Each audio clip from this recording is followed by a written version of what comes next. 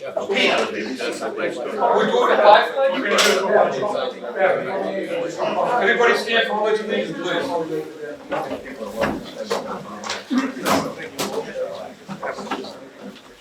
Pledge allegiance to the flag of the United States of America, and to the republic for which it stands, one nation, under God, indivisible, with liberty and justice for all. meeting to order. Motion? Second. All in favor? Aye.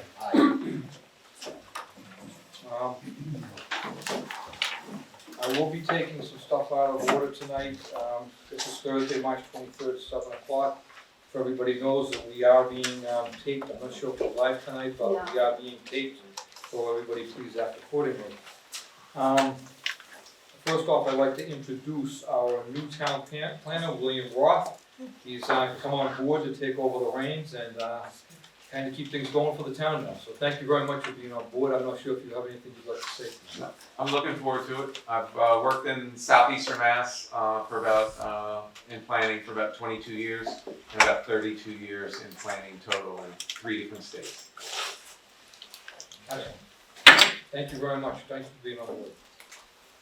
Okay, first item we're going to bring up is the Stoughton Drive Central Street, Canton Street intersection layout. We discussed this at the last meeting that we were at, and basically we're looking for a vote from us to be able to present this going forward with the town. I have some specific language that we'd like to have, so the suggested motion would be I move to approve the proposed alteration for public ways Stoughton Drive, Canton Street, and Central Street as depicted on the plan entitled Alteration Plan of Stoughton Drive, Canton Street, and Central Street, Route 27 in Stoughton, Mass, Norfolk County, prepared for the town of Stoughton, dated December 8, 2021, revised September 12, 2022, prepared by Greenman-Peterson, Inc., and that this vote be reported to the select board as requested. Can I have a motion to that effect? So made. Anybody opposed? All in favor? Aye. It passes. Craig, do you need us to sign anything, or is that all what we need for that for this point? We need to just send a record of the vote To the board of selectmen? Okay. Very good, thank you.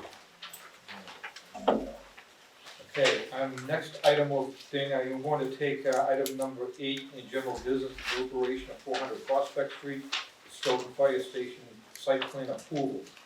What we'd like to do tonight is just review the order of conditions, the special order of conditions.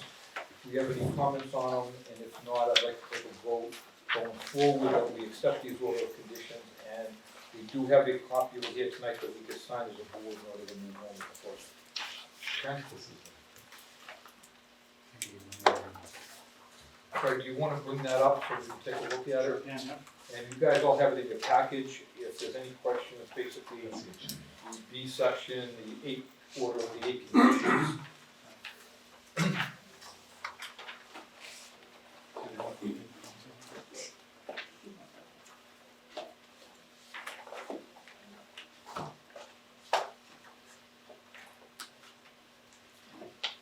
Let me know if there's a section you want me to scroll. Just go to the special conditions, Craig. I think that's really where we need to just focus on right now.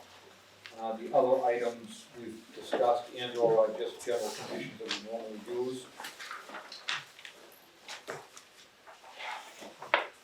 So under special conditions, the applicant shall record the operation and maintenance plans. Proof of recording shall be submitted to the planning board and engineering department prior to issuance of the building permit. Item number 2, a sewer connection permit for the project is required to be issued by the engineering department prior to issuance of the building permit plan. Item 3, the applicant shall clean the entire drainage system at the end of construction. Item number 4, the applicant shall submit a set of construction plans to the engineering department. Item number 5, a final as-built should be submitted for review of the engineering department prior to certificate of occupancy. Item number 6, off-site traffic improvements shall be installed per technical memorandum prepared by Greenman-Peterson, Inc., GPI, dated January 11, 2023, revision 1.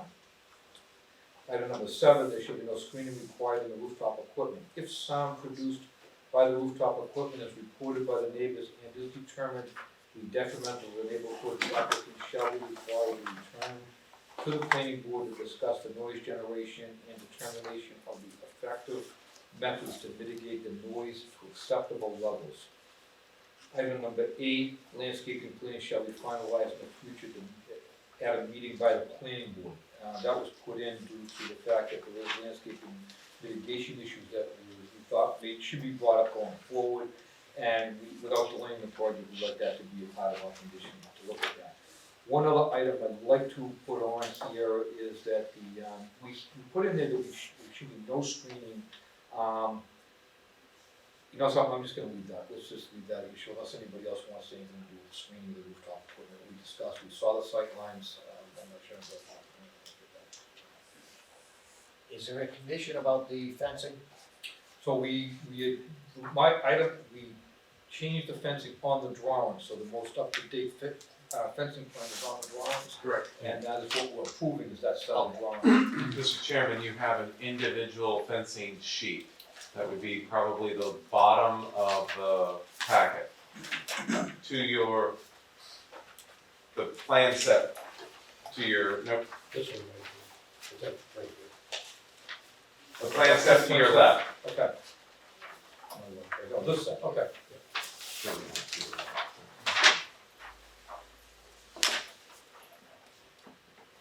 So what they've done, they brought the fencing around, and they stopped at the back of the building instead of bringing it around the back of the building.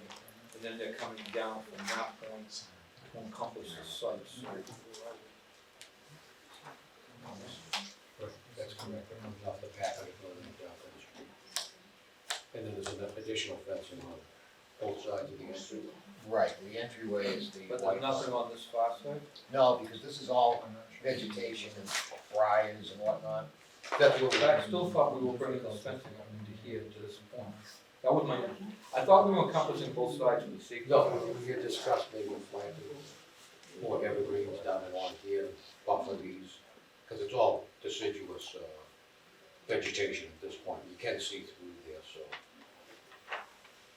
This would be agreement that we had.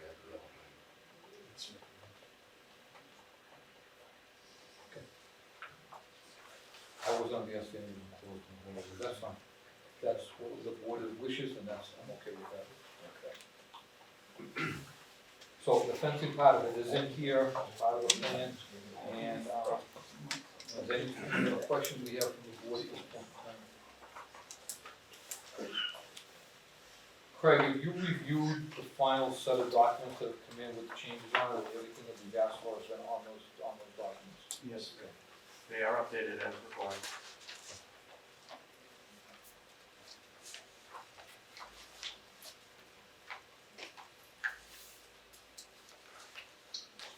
Anybody else have any questions on it?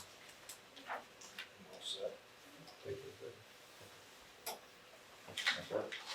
Glenn, you said it? That's it. Can I hear a motion? Motion to accept the special conditions as stated. Second. All in favor? Aye. At this point, we voted to approve the site plan approval for the Stoughton Fire Station, 400 Prospect Street, for case number SP 22-007, as per the order of conditions that have been put forth on March 23rd, 2023. I'm going to ask the board to sign this order of conditions at this point in time, and at that point, we'll close the hearing. You have a black pen, Craig? I do.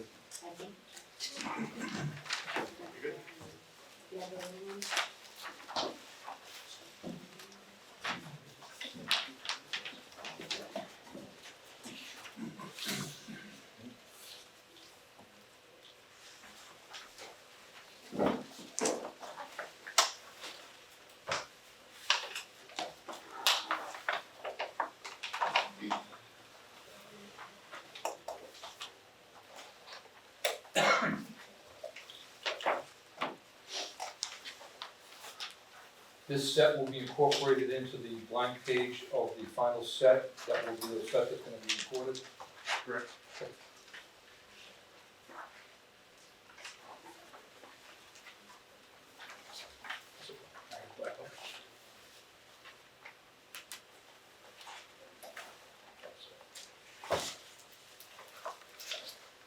Mr. Please.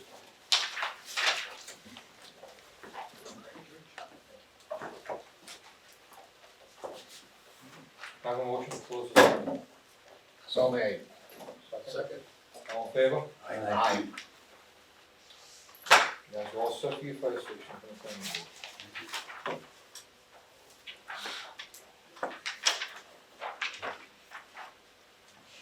Okay, next, item 4. Continued public hearing will be held on the petition of the applicant and owner PBG 5 LLC, 164 Washington Street, Plainville, Mass., represented by Barry R. Crimmins, Esquire, law offices, Barry R. Crimmins, PC, 909 Washington Street, Stoughton, Mass. 02072. The site plan approval under section 10.6 for the construction of a 5-story 90-room hotel addition to the property located at 445 through 449 Page Street, further identified as the assessors map number 95, lot 36, located in an industrial zoning district, and any other relief that may be required relative thereto.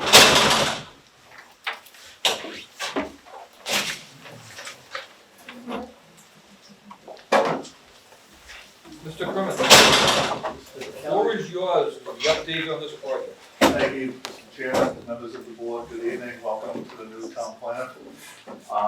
Record, Attorney Barry R. Crimmins of 909 Washington Street in Stoughton, here on behalf of the applicant PBG 5 LLC. Seated at the table alongside me is our project engineer, Mr. Brian Dunn of NBL Land Development. You folks will recall, the last time we were actually before you was back in November, and at that time, there was a request for some revisions to the site plan, which I'll let Brian speak about momentarily, but the requested revisions have all been made, have been submitted. I believe they've all been reviewed by Mr. Horsfall.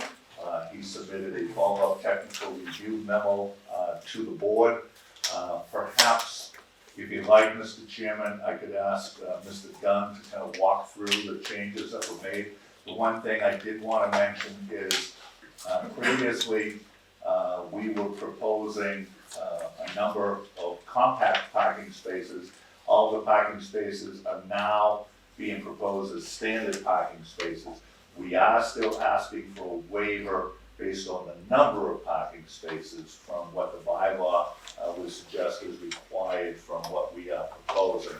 But that is now our only waiver request, is relative to the number of parking spaces being proposed. But with that, if I may, Mr. Chairman, I'd like to once again introduce our project engineer, Mr. Brian Dunn of NBL Land Development, and Brian can walk through the changes that were made since the last meeting. Very good. Please. Good evening, everybody. Brian Dunn with MBL Land Development and Permitting. The office is at 5 Bristol Drive in Southeast, and I'm the principal of the firm. We've submitted a set of plans. Brett took a look at them. We updated the parking spaces, the handicap spaces, and clarified some of the issues with the transformer as well. We made sure that there were some setback distances to the building, so that was a little bit clearer. And where we were changing the existing parking that's out there now to the new parking. We discussed the issue of the fuel source of the generators, which is natural gas. And then we also made sure that the client identified that the grease trap, the existing grease trap, was cleaned out. We provided records of that being cleaned out, and also the entire drainage system that's on site was also cleaned out. We gave receipts of that as well. We updated the erosion control a little bit, and let's see what else.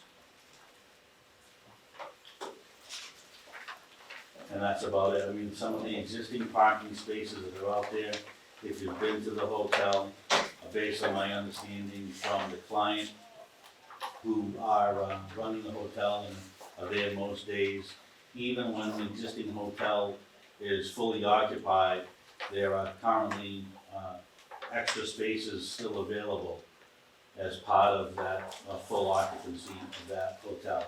So they're anticipating that even though we are proposing another 90-room hotel at this location, that parking will not be an issue as associated with how they've been running the existing hotel, Mr. Chairman.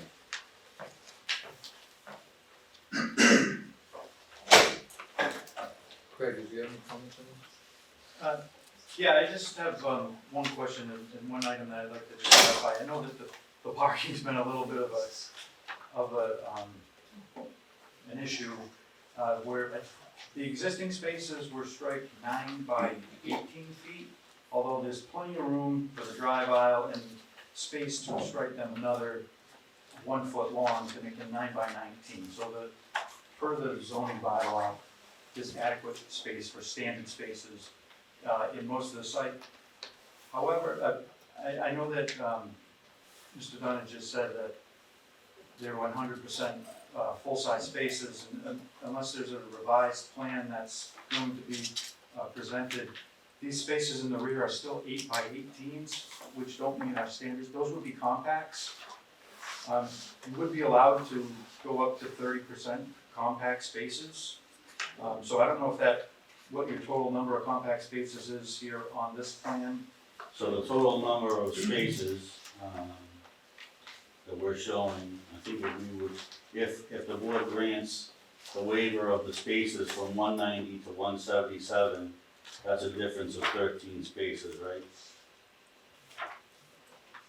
So we're asking for a waiver on the total required spaces to be 13, and then 30% of 177, I think, is 53.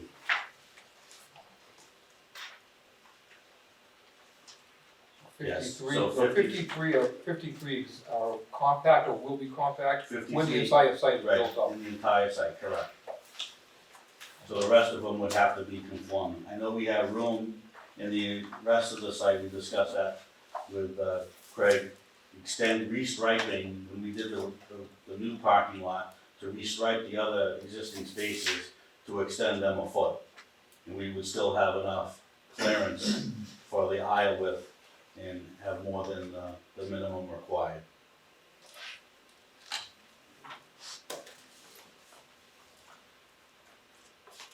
If we cut down, if we increase the amount of compact spaces, would that give us any percentage more to be able to gain up more than the 17 spaces you're looking for?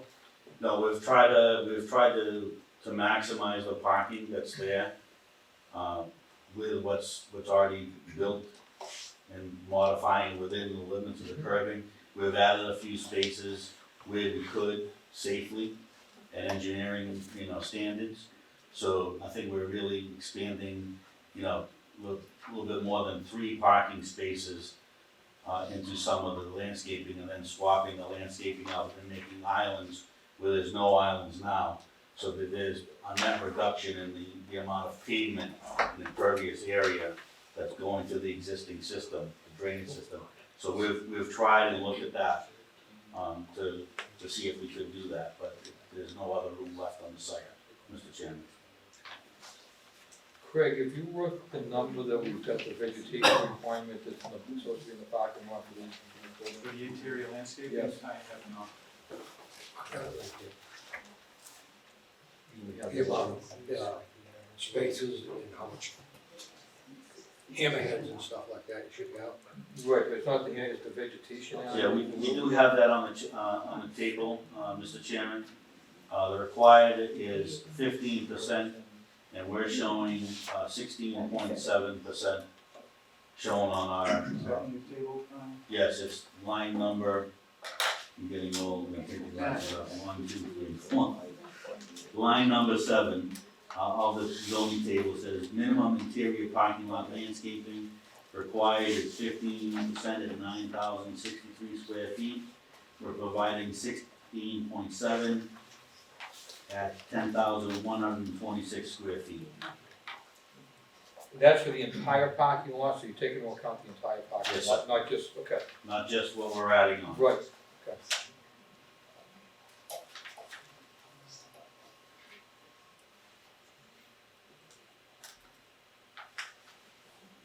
Have you met with spoken to the neighbor that had the issues with some of the stuff that had been going on at the site in the past? We spoke to him after that first meeting that he attended. Haven't heard anything further from him since.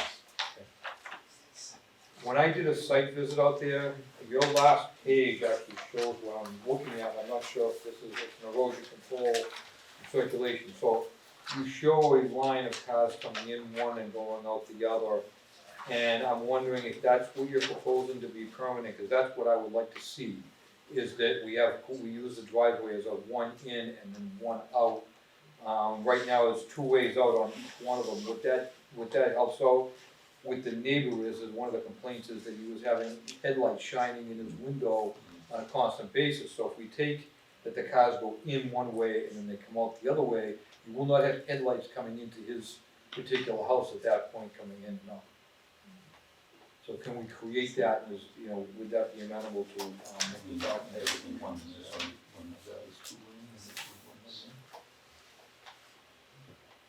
This house was over here. Correct, his house is right across from what you're showing as the lower part of the site, basically, when you look at the page, the lower. So you're talking, can I approach the? Sure. So you're talking about this, so the cars would come in here, No, down the this car would- street, and then in this way. Exactly, Okay. in that way, and then it would leave the other They way. wouldn't exit from that one. Dan, can we do this? Could we, the northernmost one, that could be two-way, because that doesn't affect his property. The southern access would just be entrance only, but the northern one would be entrance and exit. Is that Because because, otherwise, you're gonna force everyone to go all the way around the building. And if people are parked, Well, no, because they can actually go across the front of the building. They could come in and go left. right, I mean, you may have to modify the cuts on that island, but they Yeah. could come in and go left, go underneath the canopy and come across. And then to go to parking spaces, you'd have to circle out, back again, and come back in, because they wouldn't be able to take a right. So would the driveways themselves be one way and the rest of the site be two-way? You could do that. So interior circulation is two-way circulation, so once you come into the site, if you're on the south side of the building, you can go either direction. I see what I mean, I Barry's like saying. that from a working standpoint of view, I don't remember the grade, if that's still gonna be the headlights. I mean, if you're 20 feet away, whether the headlights are still an issue, I'm not sure. I'm trying to avoid the headlights coming in that direction, is what I'm looking at, in that side of it. And that's, I mean, I could see what he was talking about when I went Yeah, down there, when you yeah. physically go to the site, you can actually see what he's talking about. right. I'm just thinking if you make that southern entrance the only entrance, you're forcing all the cars to go by. Admittedly, they won't be facing his house, but you're forcing all that traffic to come down by his house. Whereas if we could still at least enter from that northern drive and have the southern drive be entrance only, but the northern drive could be entrance and exit.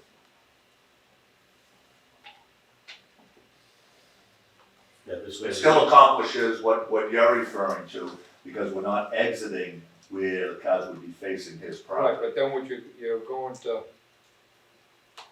gonna create internal.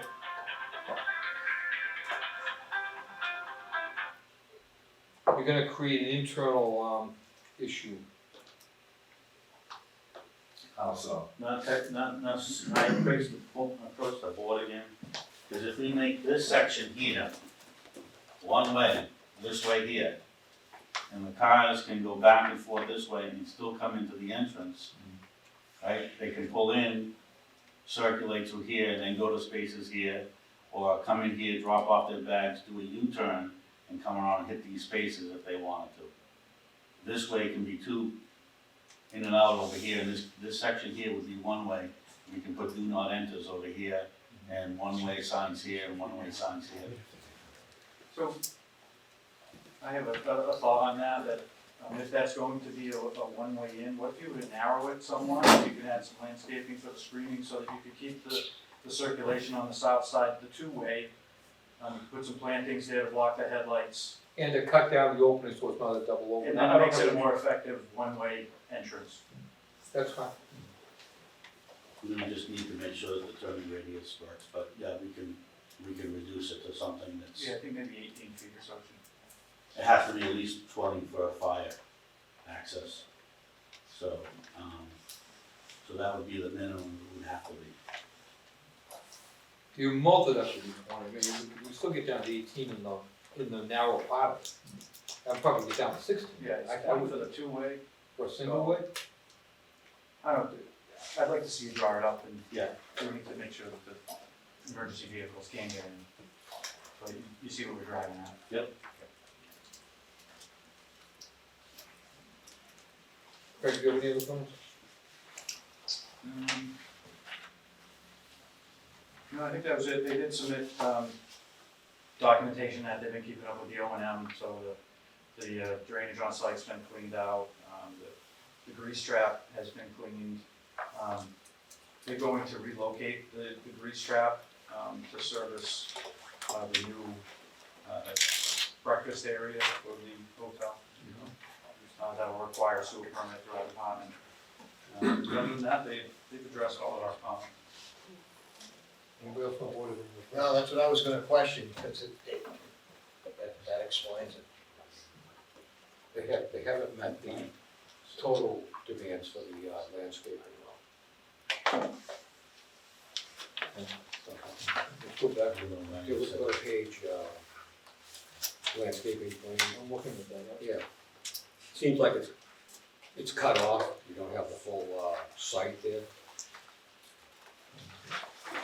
Yeah, so through the chair, we're not changing the entire site with landscaping, so all of the other landscaping that's been built and as-built and approved by the board and prior to the occupancy of the other hotel is really unchanging. And we're just showing where the new landscaping is being provided as part of the new 90-room hotel. Okay, but you should be showing what types of plants you're gonna, usually they do a picture of what plants they're gonna use in those new landscaping areas.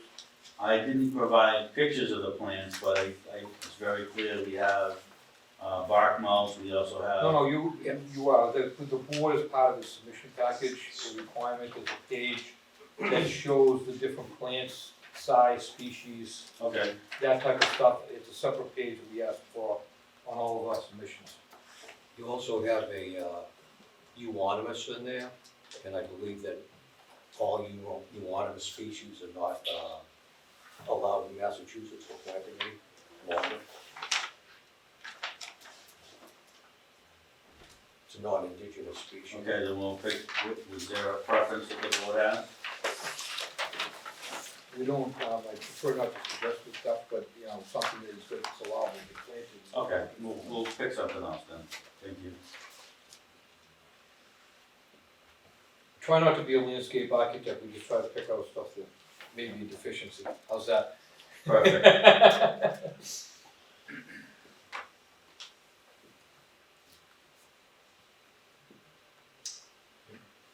Anybody from the public have any comments at this time on this particular project? None? I would assume you'd ask for continuation on that? Well, that's what I was gonna ask you, it sounds like we're down to, showing a revision on the entrances, correct? And then just showing the species of landscaping. Could I suggest that the board consider a conditional approval, we submit those and have Craig review them? We'll get a final set of drawings, it's always been the standard of the board, we get a Nice. final set, Right. everything is done, the board has a chance to review it, Right, then we will do that, okay, alright? I mean, we can have the decision written, prepared for the next meeting, so we could vote on it the next meeting, but I would prefer to have a full set of drawings in and everything completed at that time. understood. In which case what do you think you need? When's the next meeting, Mr. Chairman? April Yeah, 13th? ninth, well, I don't think we have anything in the ninth open, right? The next meeting's April 13th, The 13th? and it's pretty full. We don't have anything on the 27th. Let's go to 27th. Okay. Great, thank you. Thank you. Thank you Good very night, much. Mr. Chair, You're good at it. April 27th. Yeah. Okay, thank you. Yes, I just wanted to ask the engineer, at what date should we be expecting the revision so we can? We could probably get them to you in 2 weeks. So the meeting is April 27th. Yeah. So by the 13th. 13th. 13th? Gives us 3 weeks, because we have 5 Thursdays this month, so. Okay. We got an extra week.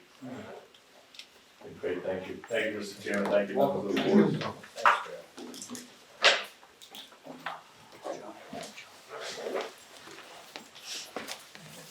All right. Item number 5, a new public hearing. Public hearing will be held at the Stoughton Planning Board in the Great Hall, 3rd floor, 10 Pearl Street. Actually, we're here at the police station, so I don't know about anything else I said. Thursday, Today.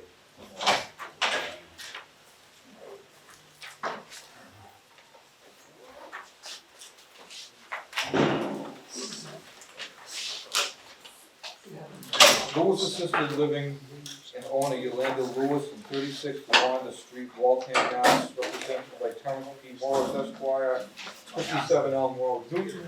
The site plan approval under section 10.6 site plan approval of the town of Stoughton zoning bylaws, proposed building renovation to create 13-bed assisted living facility and to construct a 16 parking space to be located at 239 Pleasant Street, assessing map 67, lot 301, and the RU residential urban zoning district. Explain who you are and your project, and we can keep on going. Thank you, Mr. Chairman. You're welcome. Members of the board, for the record, my name is Terrence.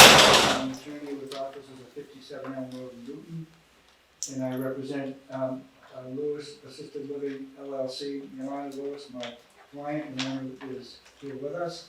And seated to my left is our project engineer, Mr. John Glosso, Engineer. This is a project that started some time ago. On the onset of the pandemic, we received a special permit from the zoning board of appeals to use this property, which was originally 100 years ago built as a single-family house, but over time had been converted for various uses. The last being a nursing home, as that is understood in the zoning ordinance. My client purchased the property with an idea. She's a licensed nurse, extensive experience in the medical field, dealing with patients of this geriatric patients. She had the idea of converting this to an assisted living, which falls within the same rubric. So we got a special permit to do that, and subject to, of course, to get site plan approval from the board. And so that's why we're here this evening. Just some background for the facility is proposed as a 13-bed facility. Under the zoning ordinance, requires 1 parking space for each of the 13 beds. There is no stated parking requirement for either visitors or staff. As a practical matter, there will be, on any given shift, there will be 4 staff members present. The composition of the patients is particularly important. It's expected that people who reside in this facility will be between the ages of 60 and 85, with the median age somewhere in the early 70s. It's important to note that it's not expected that they would be sufficiently ambulatory, that they would have automobiles.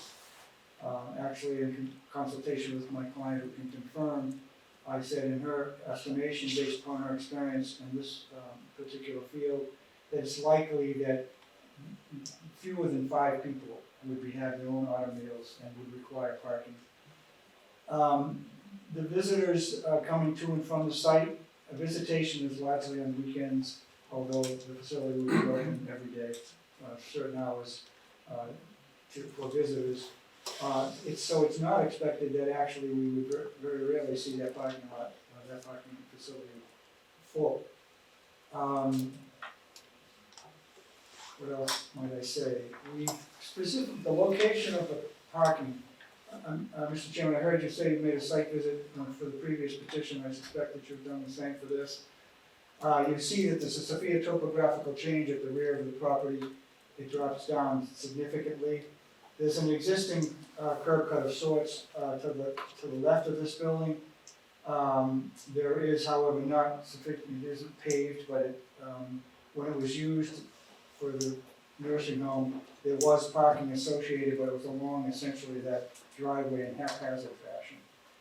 We're proposing to basically put the parking at the rear of the site for several reasons.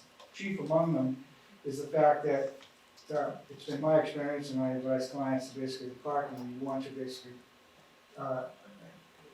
be less intrusive from a site planning point of view. We're taking advantage of the topographical change by putting the parking at the back and in the rear, so that the large part, it will not be visible. There is a fence erected along the, my orientation, along the east lot line that would screen from view. And the back is heavily wooded, and you can see the site is significantly large, on 3/4 of an acre, sufficiently wooded that there's no impact upon the people who abut us to the rear. As the site goes up to the northwest, it rises to a knoll. We had proposed to put the handicap space, we looked at various locations to put it. We had one iteration that had it near the front of the building, but that would have required too many waivers for circulation. It was ultimately determined in consultation with my engineer that the proper location would be to the rear. There's an existing handicap ramp to the right of the house that we are going to resurrect, so to speak. And so for that reason, we located the handicap space in the upper right-hand corner of the lot with a walkway that sufficiently navigates that slope to tie into the existing handicap ramp. There are a number of squares that you see on that which indicates plateaus. I am told, and John can confirm, that the rise, the pitch to that ramp has been carefully thought out, so it meets all of the requirements for handicap access. And the important thing is that anyone who would be basically parked in a vehicle that's using that handicap space, if they had to navigate that ramp, without doubt, they would be assisted by someone serviced by someone who was basically pushing a wheelchair or providing ambulatory assistance. Most likely it would be by wheelchair. Other points of interest in the lower left-hand corner, lower right-hand corner, excuse me, I guess that would be the southwest corner. We've located the trash receptacle area. It's screened from view as is required. There was some suggestion about how we would light the parking lot. At present, we're proposing basically to put a significant light on the rear of the building, lighting the lot, with a proposal to put a significant lighting fixture on the south side of the parking area, shining towards the building in such a fashion so that it wouldn't cast light, invasive light on any abutting properties. Although you can see that from the sighting, it is significantly inboard of any of the lot lines to mitigate the potential for that happening. What else may I tell you? We are asking for relief on the driveway width. We're proposing 20 feet. I think, so that's my opening remarks. I think I'll with your permission, Mr. Chairman, Attorney John will basically provide more detail. It's certainly beyond my pay grade. John. Well, thank you, Attorney Morris. So, I don't think anyone on the board's met me. My name is John Glossa, and it's Glossa Engineering, 46 East Street in East Walpole. over the years, I have done a few projects in Stoughton, but not a whole bunch of them. Most of my work is Norwood and Walpole, Westwood, a bit in Needham, Dover, Norfolk, and more out that way. But I have done a few, I did a subdivision with a fellow named Charles Carofis, if anybody, off of Pine Street, I think it was, a long time ago, back in the 1990s. So I sort of took over this project from a surveyor, Tony, and you can help me with his last name, but it begins with S and has a lot of consonants and a few vowels. Yeah, and Tony and he's done some surveying for me, so I've done a little bit of engineering for him recently, 161 Lakewood Road. He started a project down there, and we sort of took it over to do a drainage design for him and get some things approved by the engineering and by the Board of Health. And the same thing happens here. I think Tony, I'm not really sure if he had submitted it to the planning board or not, but I know Craig had reviewed it, and so Craig gave me a good outline of what to do. So we used Tony's plan as a base plan.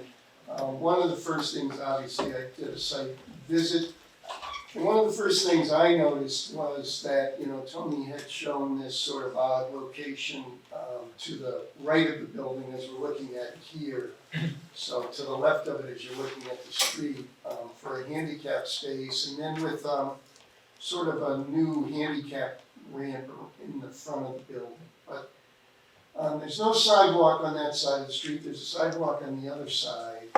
There's kind of a path to walk back and forth, but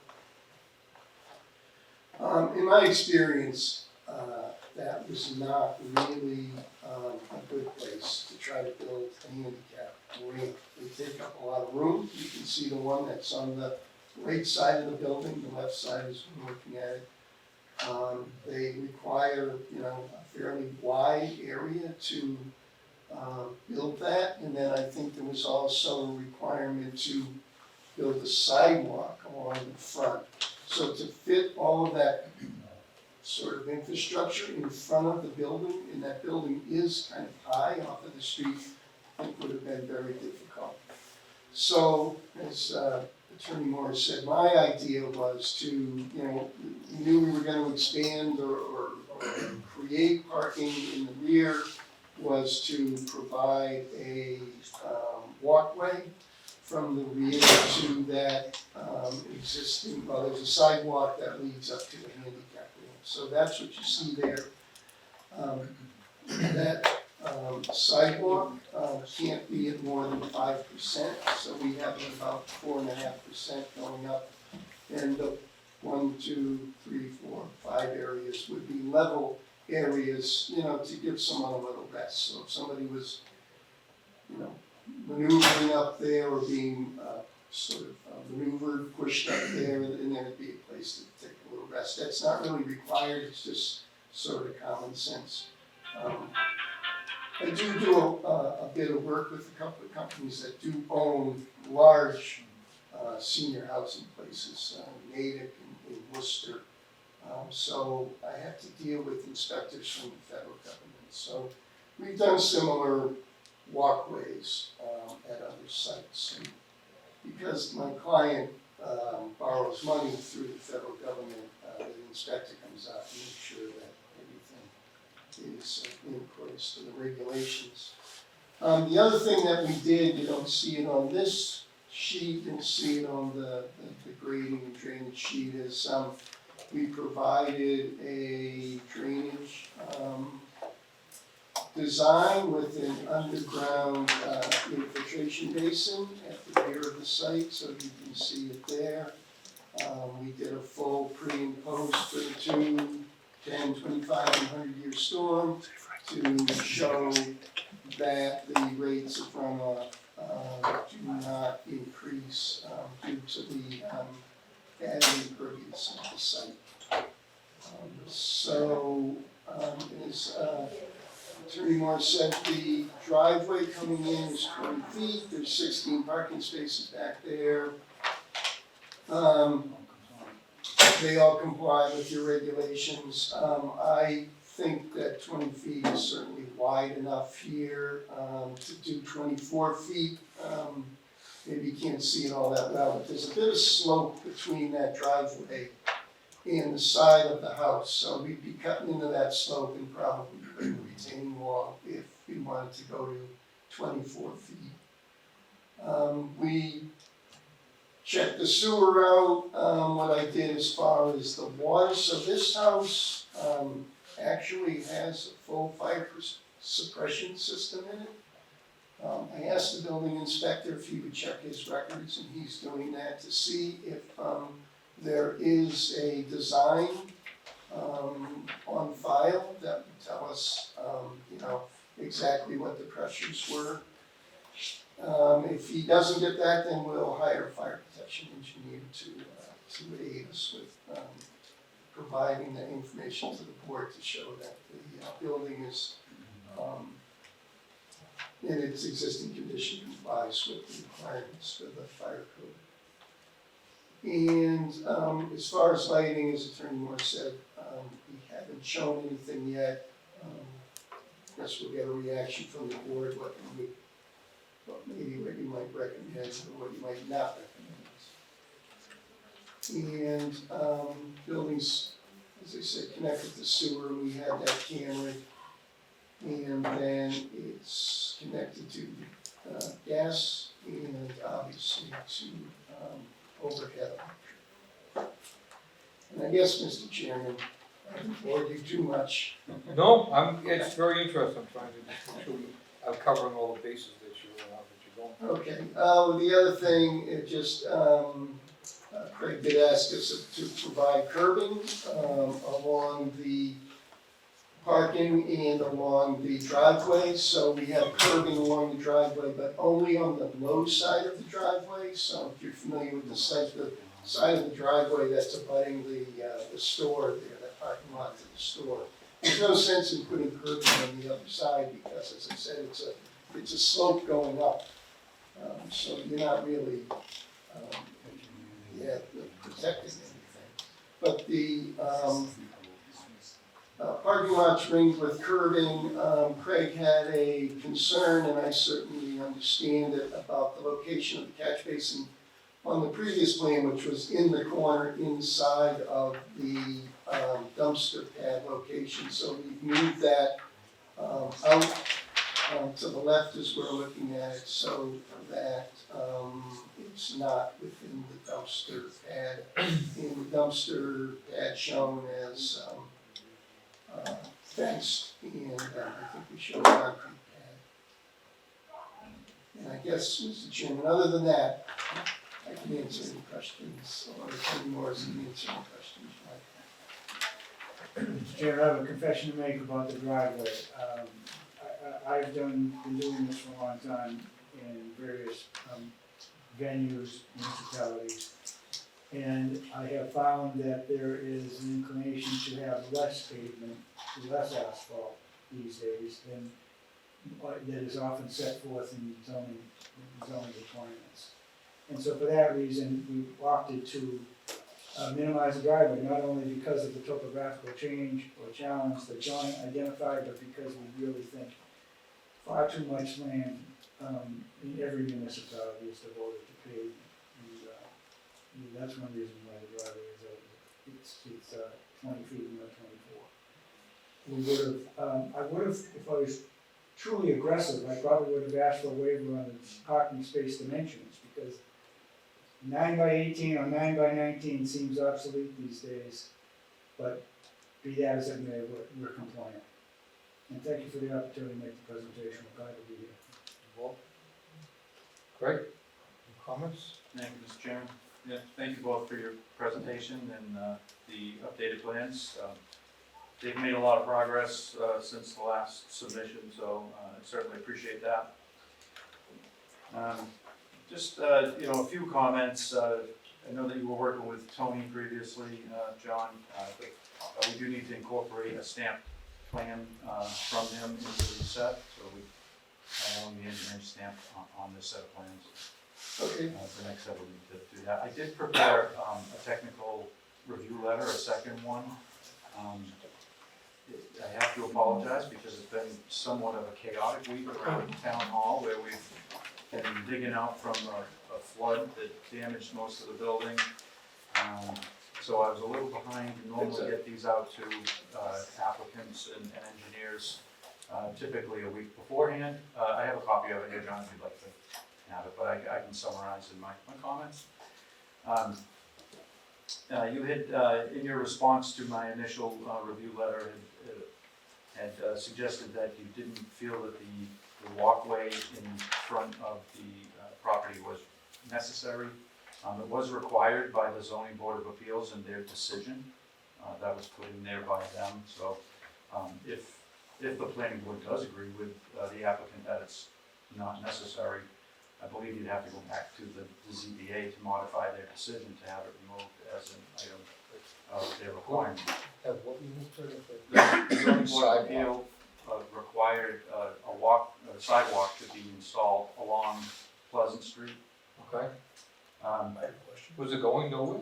Basically, yeah. So, yeah. Well, if you don't mind, Mr. Chairman, it really wasn't going nowhere. Prior to my layout, like you would have, if you were parking in the back and you wanted to get into the building, you would have to walk out to Pleasant Street and then walk along to the front door. So, and I wasn't there, but I'm gonna assume, you know, the zoning board's looking at that, and there's no walkway, there's no sidewalk there. There's kind of a dirt path, I mean, you can walk back and forth, so I'm assuming, and I could be wrong, that was their sort of reasoning for the sidewalk. But if it was part of their decision, it's gonna have to be something that's gonna have to get brought down. We understand that, but the difference between the design that they saw and this design is to get into the building, you're not gonna walk up the 20-foot wide driveway, you're gonna walk up the walkway along the other side of the. What was their, when you went before the zoning board, was it just for the use or was it for something else? Or did they get It's into? just for the use. How come they get into a site plan review, Craig? I don't know. Was there anything else on their site plan review that they did? I don't remember any other particular. There are some, I have a copy of the decision, there are some, it's curious, because there are some conditions that they say, subject to the planning board approval. But they don't do it for the sidewalk, I thought that was, you know. The sidewalk that the zoning board required, how long was that determined to be? My understanding, it was across the frontage of the lot. So quite expensive, but that's not really, would not really be an issue, but now it's quite expensive for something that, for this use, I don't believe is any longer required. So basically from property line to property line. Yeah. It says, I can read directly, condition number 9, at the applicant's sole expense, the applicant shall construct a sidewalk at the front of the site and obtain a curb cut on Pleasant Street for the parking spaces proposed off Pleasant Street. That is sufficiently ambiguous that I think we could go back to the zoning board and clarify whether they meant simply the frontage in front of the building rather than the entire length, because as someone pointed out, it does go nowhere. There's no sidewalk a little further up, and there's no sidewalk to connect to once you get to the extent of this property. So I think that buttresses what John's conclusion, that they meant that because as a way to get from the parking area into the site without walking up the driveway. Jimmy's Market just has the driveway completely It's a wide big, open. one big curb cut. Yeah. I mean, if there is like a, you know, ability to use part of it as a sidewalk, you know, I know it doesn't look like a sidewalk, but anybody coming from that intersection, walking down, certainly have that opportunity.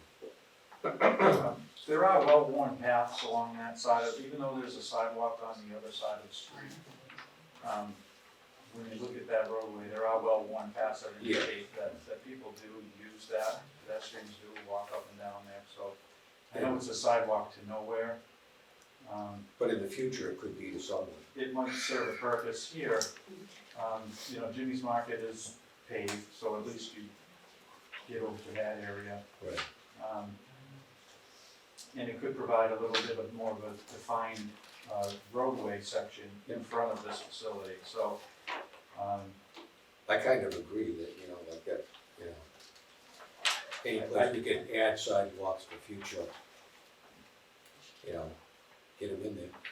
Right, yeah, you don't wanna see them kind of hopscotch all around, but if we can continue it up. I mean, if it does connect to where Jimmy's Market, if we connect to that existing parking lot, then yeah, then that would make sense, but if it doesn't. I have a question. Now, this sidewalk, would that constitute new construction? Where there isn't one there already? That's correct. Yes. I believe for new construction on a sidewalk, you have to have town meeting approval. Typically for a project like this, it needs approval by the select board as a street commission. Well, we need town meeting, excuse me, if the town will put in the money into the sidewalk. Well, that's, He's paying for it on his own, we need town meeting. well, I'm just basically going on it, we kind of, we need somebody a little higher authority than us to, Well, the roadway commissioners would finalize it. commissions with everything. I'd like to talk a little bit about the driveway, accessing the spaces in the rear. I know they're looking for a waiver to go down to 20 feet, which seems reasonable for, typical two-way traffic. The parking lot itself has 24-foot wide drive aisle in between the spaces, which is required by our bylaw. And we do require a 24-foot wide access drive. And I feel in this case it's warranted. This site plan doesn't show any loading, unloading areas. This might be a facility where ambulances may need to visit from time to time, and there's really no spot for them to be. So I think the extra 4 feet could come in handy here. The other thing I have, somewhat of an issue, is only putting vertical granite carriage on one side. We're gonna plow issues, especially if you cover grade coming down into it, now you're gonna be plowing along the whole landscaping as you're trying to plow away snow, so having the curbing that gives you a place to deal with that as long as you're in and out of the driveway. But in addition, you have vehicles the size of ambulances coming in and out. And like I said, probably more so here than it's gonna be at most other places. Right, trash trucks and things of that nature, so I would advocate for the 24-foot wide drive aisle.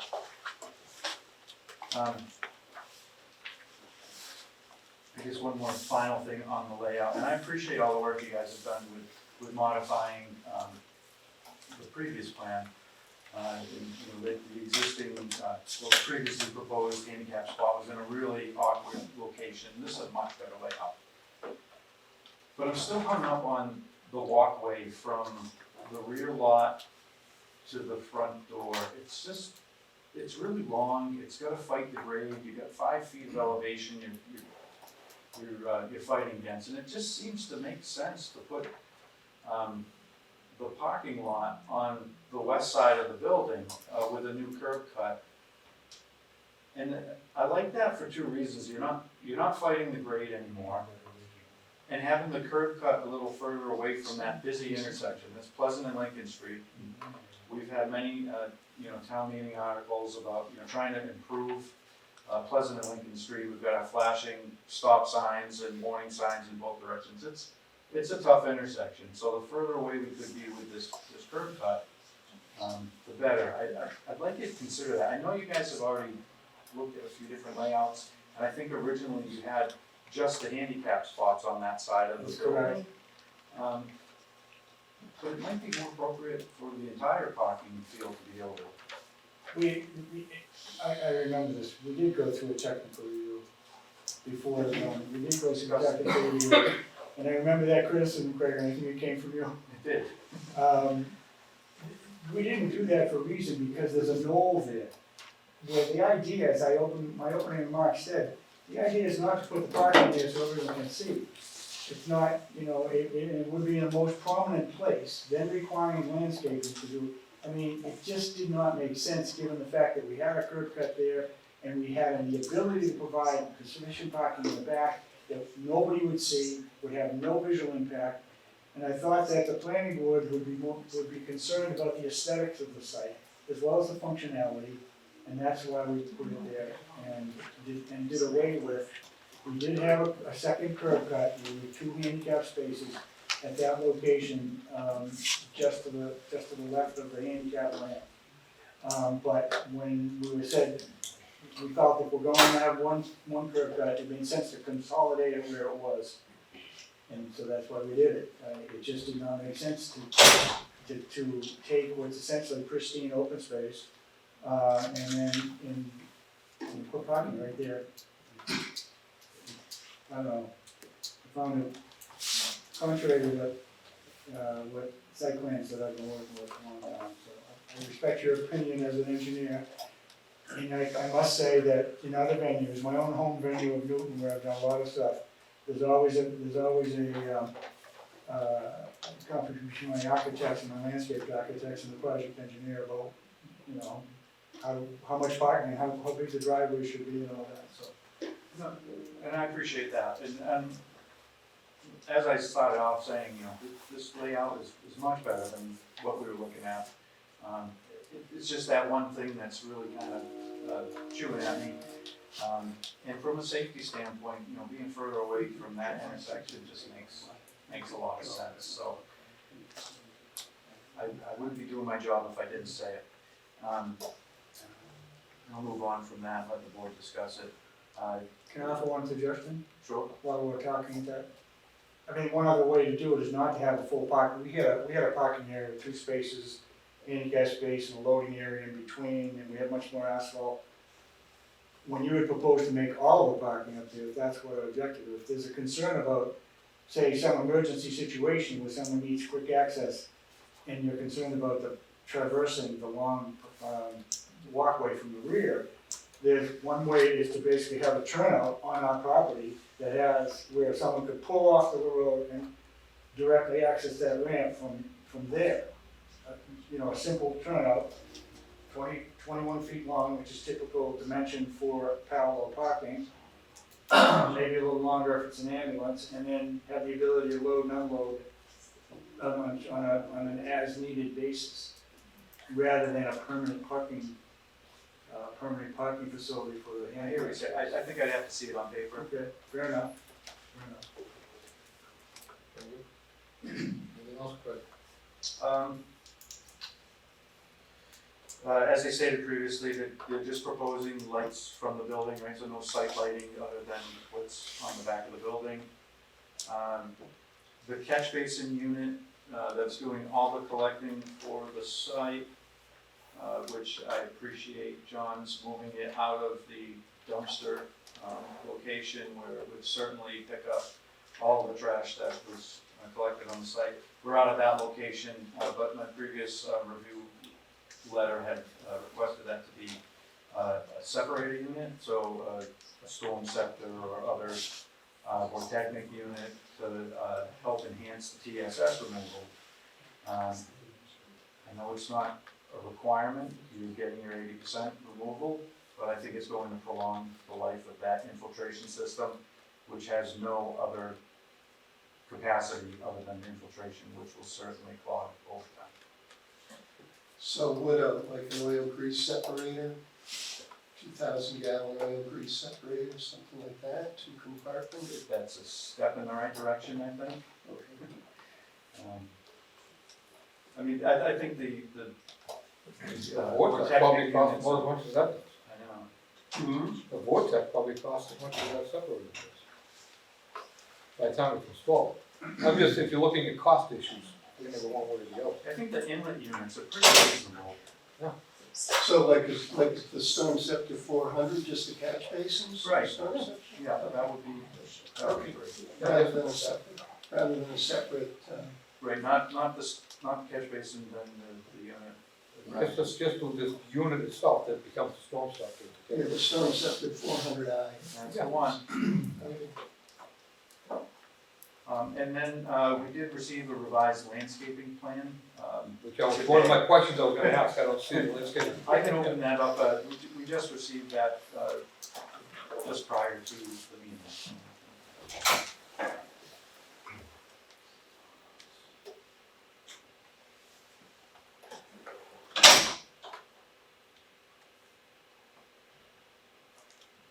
As you can see, most of the landscaping is situated in a way as to minimize the view of the walkway. Various, you can see the species proposed.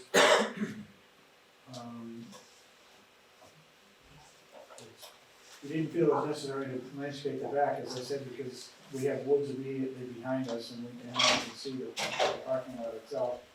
Do you have, I can't remember, do you have interior landscaping requirements? So we would be seeking a waiver of that, for the same reason.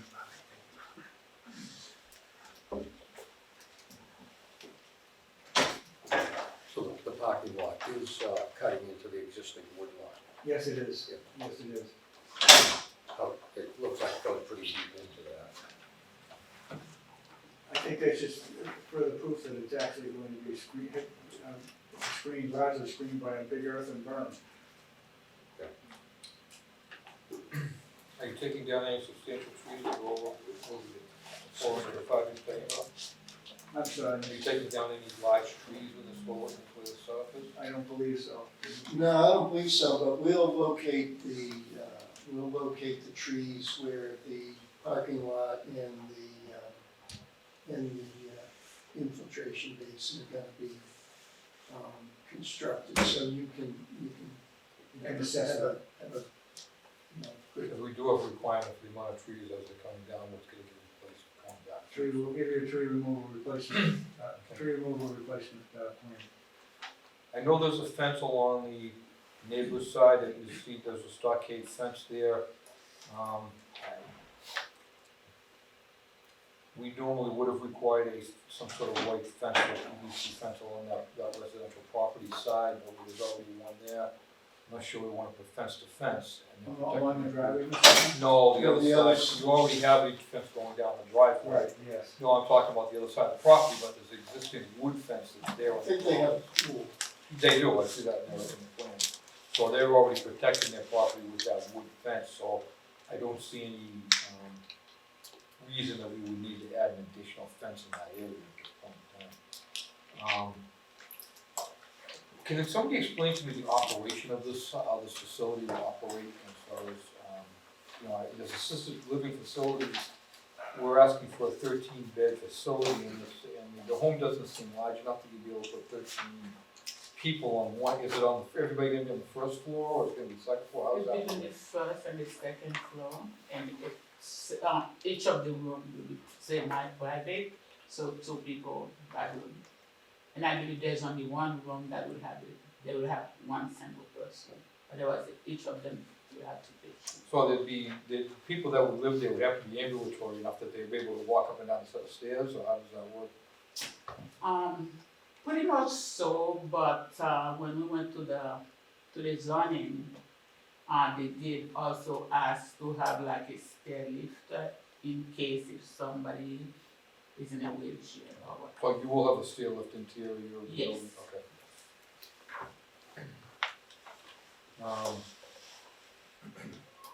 So landscape and fence design, the vertical granite curbing, I have a kind of reservation both ways. I agree with what Craig was saying. My concern with this, my own mother's in assisted living, so I understand proximity to the door and everything else is important. As far as parking goes, so I agree that the parking probably should be up higher, but I understand your point, why you're not doing it. So don't get me wrong, I'm only one person aboard, so I'm just telling you, I like the idea of something being closer to the building for emergency vehicles, for people with handicap, that type of stuff. However, I do understand the reasoning for why you're doing it. So, again, that the whole board here, other people can comment if they would like at this point. Those are the comments that I had. One of us,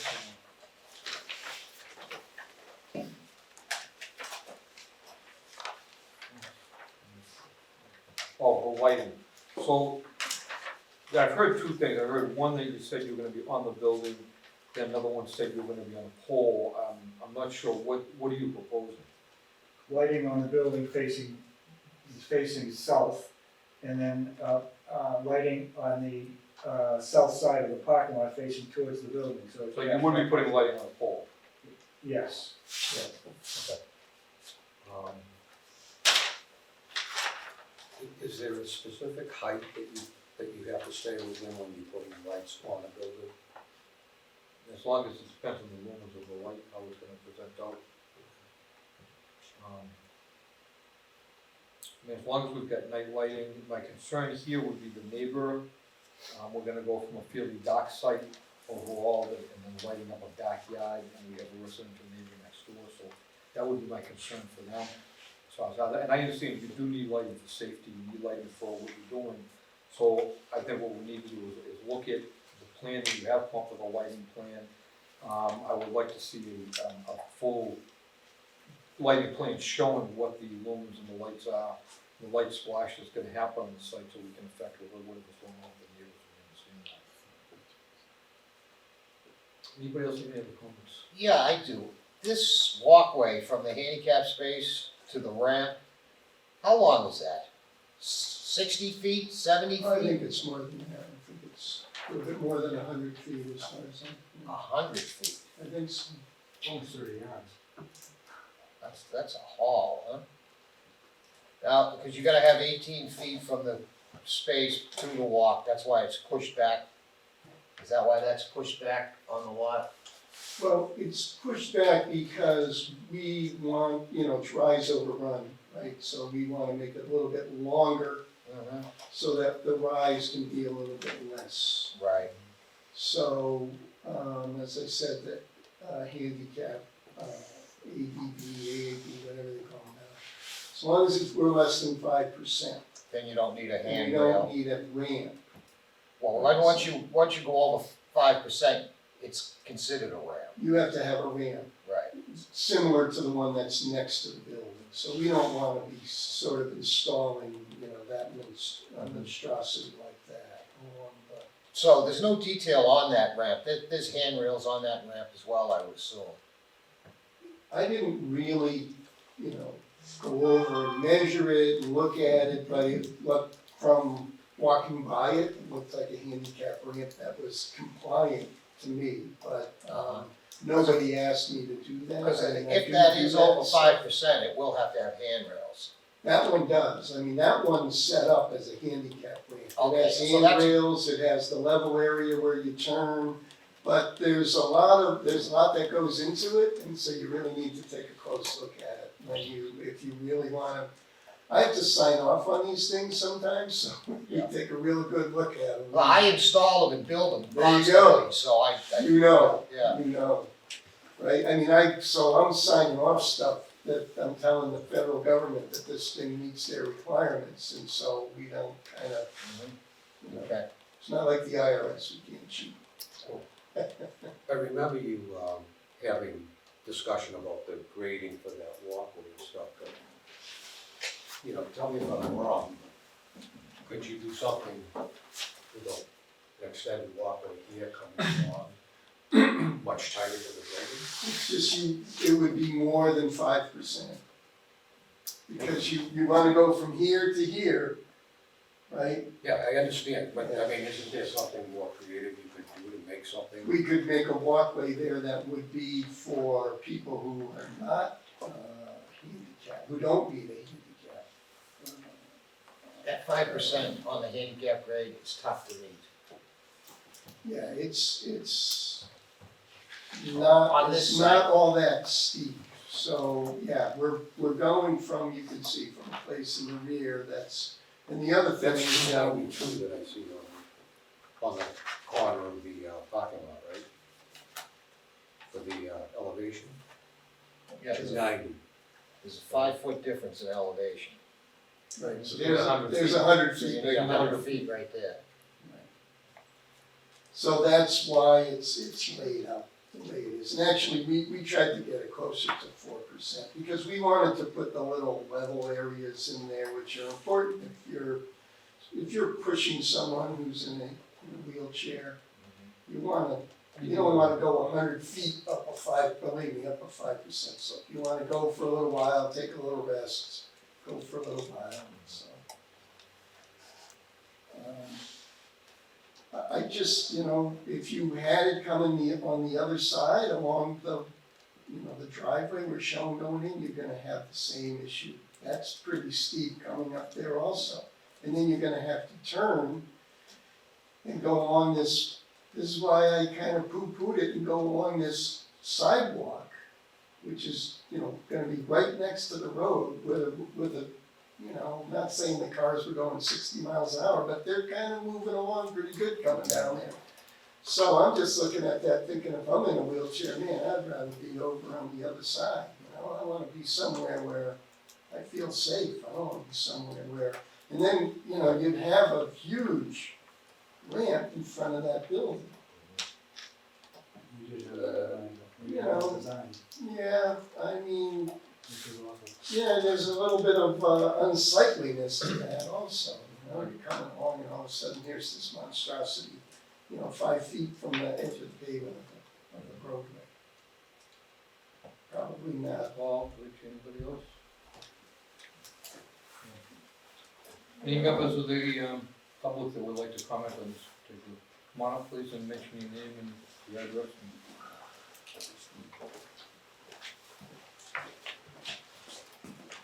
Hi, Paul Carter, 115 Birch Street. Just a couple of quick questions. In terms of operations, is it, so it's 13 rooms, everybody's gonna have their own room? It's 13 beds. Beds, okay? Yeah, everybody, is going to be semi-private, 2 people in a room. And are these cane, wheelchair, walkers, or is it gonna be active, over 55? It's going to be a mix. A mix, okay. And the food prep, is it on the premises as well? Yes. Okay, I just have a clarification. So in the zoning bylaws, table of uses, there's no definition of assisted living. I went through this a few years ago. I was wondering, so the Board of Appeals gave you a use for assisted living? That's correct. And how did you get that? Because they felt that assisted living fell within the general notion of nursing home. Okay, good, very good, thank you.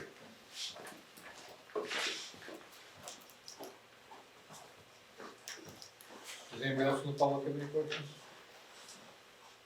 I have another question then coming back. If you're doing full food prep on, are you having a commercial type kitchen? How are you dealing with feeding people?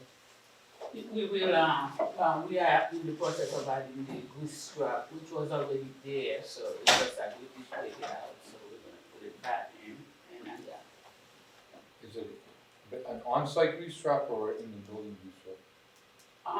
it was there already, it's in it was in the kitchen.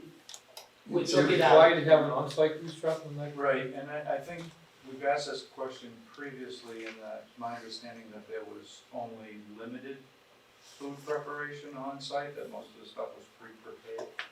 Yeah, and it's only 13 people, it's like a big family, it's not like we're gonna cook for 20, 15. I I understand, it's, the problem is we're in a commercial, you're in a quasi-commercial item. You have to kind of follow certain zoning codes, I understand it's a small amount, but I just wanna make sure we're covering our bases so that somebody doesn't come back later, either the building department, the plumbing, somebody else that says, you know, why isn't there a grease trap outside here? I wanna make sure we've asked the question now, instead of waiting down the road, there's gonna be someone else who answers that Yeah, I question. think I'm hearing a different answer now than what I had understood previously. That if they are preparing food on site, if they're preparing meals daily for 13 people, it's a commercial kitchen, and it would need an exterior grease trap. Yeah, I think we acknowledged that before. I know the grease trap sticks in my mind, and that was something that was basically going to be approved during the building permit application. We'd like to see that on the site plan. That's part of the site, because there's two different grease traps, so there's one grease trap that's required in the building for the plumbing code, there's an exterior grease trap that's required for the sanitary code in the town of Stoughton, and we run into this on a lot of different buildings, there's 2 separate grease traps. So that's what we're talking about, the one she's talking about is one interior, it's a small one that goes in the kitchen for the plumbing within the building, but then you got this exterior one, because nobody ever cleans the one inside, they want the second one out to deal with the sewage. I told you it was beyond my pay grade. I'm just telling you. No, we can look into that, Mr. Chairman. I think that there's opportunity here. You know, usually the problem we have, you know, we go into these strip malls and all of a sudden the guy puts in a pizza place and they have a bathroom and you can't it's very difficult to separate the two waste, but in a place like this with a basement, I think it's fairly simple. I don't say it's cheap or inexpensive, but it's fairly simple to do. That, pipe has a lot of pitch on it, so I think that we would be able to put an exterior grease trap and then connect into that drain pipe. I mean, into that sewer pipe. So I think, you know, physically, or, you know, everything's there to make it work, it's just a matter of doing it. So we can look into that. We can measure the pipes, go in the basement, see how we can separate it and show a grease trap. Are there any other comments from anybody at this point? I'd like to be able to give them direction going forward on the drawings, and I'd like, some discussion from the board as far as, a suggestion of either putting the parking lot up high or keeping low so that we can kind of direct them as to how the plan should be continued on, so that at least we have an idea and we're not trying to discuss it down the road, and I just don't know anybody else's thoughts on that. Yeah, I do like the idea of the parking being in the back, out of sight. And I also like the idea of it being up here, that it's easier access to the building. So it's, you know, I think, Mr. Demers, if I might, easier access to the building for patients who are coming and going on an emergency basis, I think is appropriate. And that's why we're gonna look at perhaps a turnoff. But for people who will be visiting or working at the site, they don't have the same degree of immediate access. Right. So that's why we didn't put all of the parking up there, that's why we put most of that. But I appreciate your explaining the situation. Thank you. Anybody else have any comments on that? So to put that parking lot in, you're gonna be cutting into the grade, right? That's correct, somewhat. And yes. dropping it down. Right, we're cutting into the rear, we're not dropping it down. If you go out there in the back, you can see there's a steep knoll rises. The topographical plan shows that. Yeah, we're cutting in. Topo plan? I'm just, you Yeah, know, this has the contours on it. well, I see that like on page 4, I see the old markings of 296 and 294 cutting through that area. And then now the parking lot's gonna be cut down to 290, right? Am I reading that correctly? Yes. Yeah, that, I that's just, cool. you know, the walkway thing just kind of bothers me, because, you know, and I'm trying to look at, you know, is there a way that you could get a shorter walkway and not have as much of a, you know, stay away from the 4.5 and get down to like 3, in that range, just by elevating the parking lot. I didn't look at the site, I'm not sure, but, you know, seems to me if the parking lot's up a little bit higher, then you eliminated the issue of having a ramp going down to the, am I reading that correct? Basically, you're pretty close to the building right now, where the upper part of the parking lot is, and they did cut it in a proper grade. Well, the issue with that is on the side where the store is, if we're gonna raise that parking lot up, Right, I understand. we're right next to that lot line, so there really isn't a lot of room, you know, to provide, you know, you need a retaining wall at that point, we're not gonna do it, so. I fully understand there's, you know, there's complications there, but, you know, just, that looks like Well, we tried to balance it as best we could, but sometimes you just, you know, you have to show the grades the way the grades need to be shown. I mean, that 4.5% is like right at just below the limit, so to speak, you know. Right, but, you know, that's I not take care of a, 4.5, yeah. I know someone talked about taking care of someone in a assisted living. I take care of my brother in assisted living. I'm there every day to see him, believe me. There aren't a lot of people out there walking back and forth or going on their, you know, wheelchairs or whatever on the sidewalks. Okay. Most of these people are kind of inside. They're not. So I'm not all that sort of worried about it.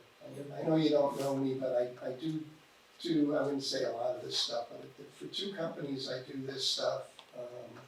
Most of the people who we would see, and this is more senior housing rather than assisted or nursing home, but most of them are in motorized wheelchairs, so they're pretty able to get around. So, Maybe there's a way that you can, instead of having the whole thing a walkway, do a portion of it as a ramp, closer to the existing ramp, and you could pick up some of that grade. I'll pick up Because some. you can go to 8.33%, right? Or 7.5 to be safe. But, you know, that might help condense some of this walkway if you made just a portion of it the ramp. And I don't know where the best spot for that is on the site, whether it's down close to the parking lot or if it's back up, you know, towards the existing HP ramp, but, you know, if you incorporated a small section of ramp, you could, you know, you get twice the elevation out of it for a short distance. We can show that the ramps are not that easy to negotiate. No, So it's we right. usually try to avoid ramps when we do this stuff. I think maybe what it is the distance of where you're going, and maybe it's creating another small walkway that has stair elevation changes in it for the public that don't need handicap ramps. That's the only other thing. Yeah, we can show that coming off of the, you know, some location there of just a walkway that. That's my point, if we create a walkway that there's some coming out of that parking lot somewhere, gives people a shorter distance to walk. The only other question I have is, and I'll have to look further into this, is how this gets affected in the back. You're doing the field amount clearing almost all the way to your lot line due to the infiltration.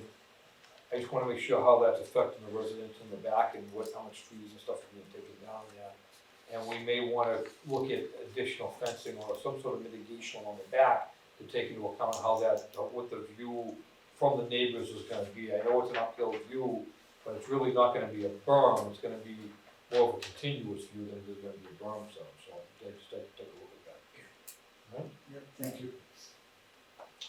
So those couple of things, the curbing, full landscape plan. I agree with Craig on the 24-foot wide, even though I'm not a person that wants more asphalt, but because of the type of facility, unless you do something out front that deals with an ambulance, and we can work with that, and we see it on a plan, and then we don't have to have the ambulance, and maybe I could look at going to the 20-foot. Fair enough. Okay?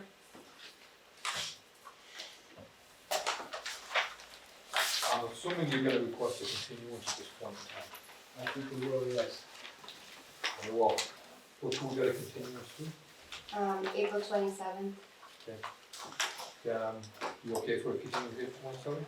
We're April 27th? April 27th. Could you be ready plans 2 weeks prior to that? Resubmitting to us by the 13th. Yeah, That's 2 weeks, yes. Thank you very much. Thank you for your time. You're welcome.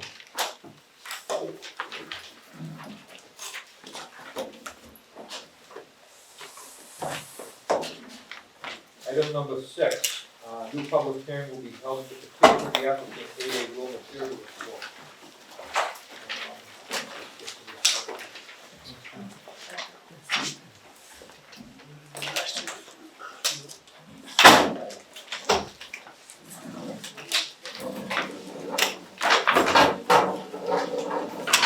Public hearing will be held by the Stoughton Planning Board at the Stoughton Police Station, Community Room, 26 Rose Street, Stoughton, Mass. 02472, Thursday, March 23rd, 2003, at 7 p.m. On the petition of the applicant, A.A. Will Materials Corp. 98 Washington, Stoughton, 02072, represented by Attorney Francis C. Crimmins Jr., A.B. Eldo and Wallace Solutions LLC. You're going to tell me how to pronounce that. 247 Washington Street, Unit 2, Stoughton, Mass.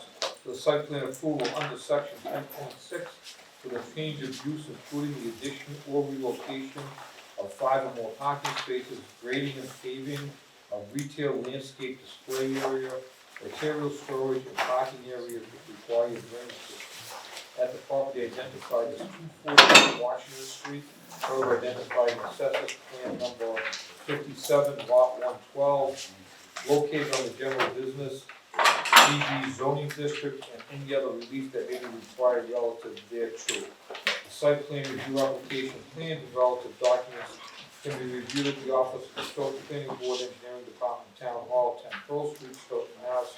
During normal business hours. The petitioner and or his representative and any other person residing to hear this matter should appear at the time and place designated. Mr. Crimmins, the floor is yours. Good evening, Mr. Chairman, members of the board, and the town engineer, the director of development, and new planner. Thank you. I'm Francis Crimmins, and it's thank you for the chance to be here tonight. My immediate left, your right, is Frank Will, fourth generation head of AA Will. He's been at that site for 50 years. The site is at 198 Washington Street. You probably know it, but for people that don't know it, it would be on 138 heading out of town, across from Amelia's, right next to where he operates his business, where he's been for over 50 years, is this site, which is 214 Washington Street. One lot coming back towards center of town would be the U-Haul. So that's the site. There was a small building there that you probably wouldn't see because it was set back, that was demolished some time ago. He was the abutter for years and years. He had a chance to pick it up. With your permission, he'd like to address the narrative of what his concept is for this site to go along with his existing operation.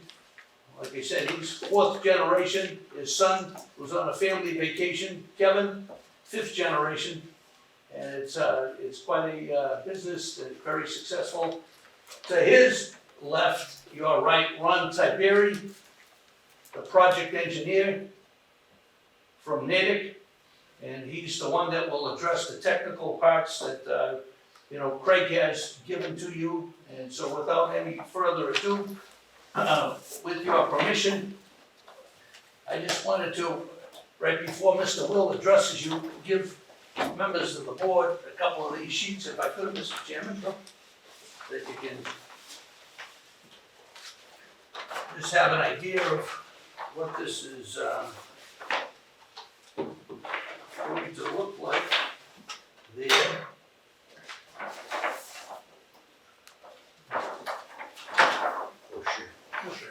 And then I have a couple of sheets for over this side here too.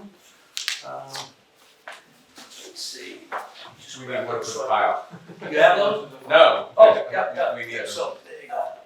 Right, okay, for those three.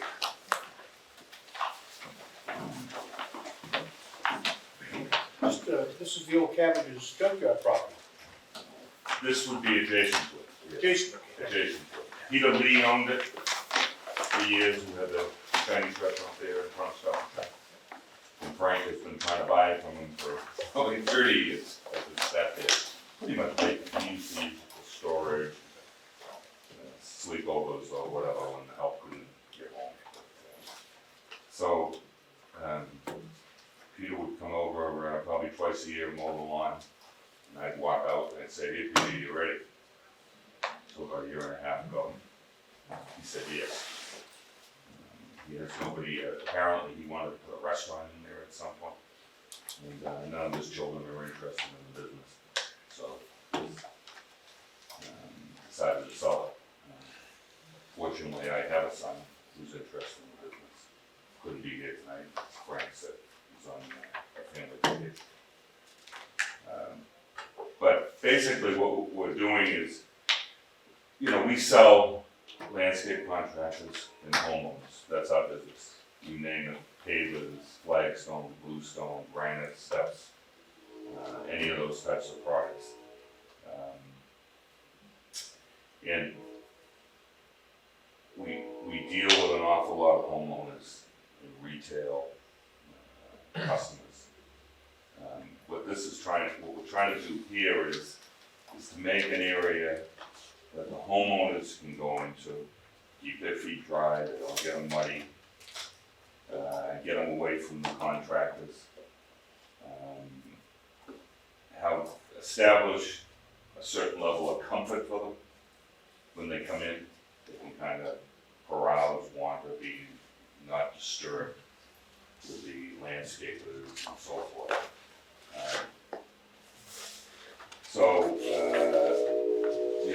We envision paving the property, doing some extensive landscaping, display areas along the Washington Street, 138 corridor. And hopefully we're able to funnel these people, the homeowners, the retail, into this particular part of the property. Keep them over there and. Kind of like your show. Exactly, it's an outdoor showroom, because that's, 90% of what we sell is outdoors. So they'll be able to visualize, what it is that we do and that we can provide for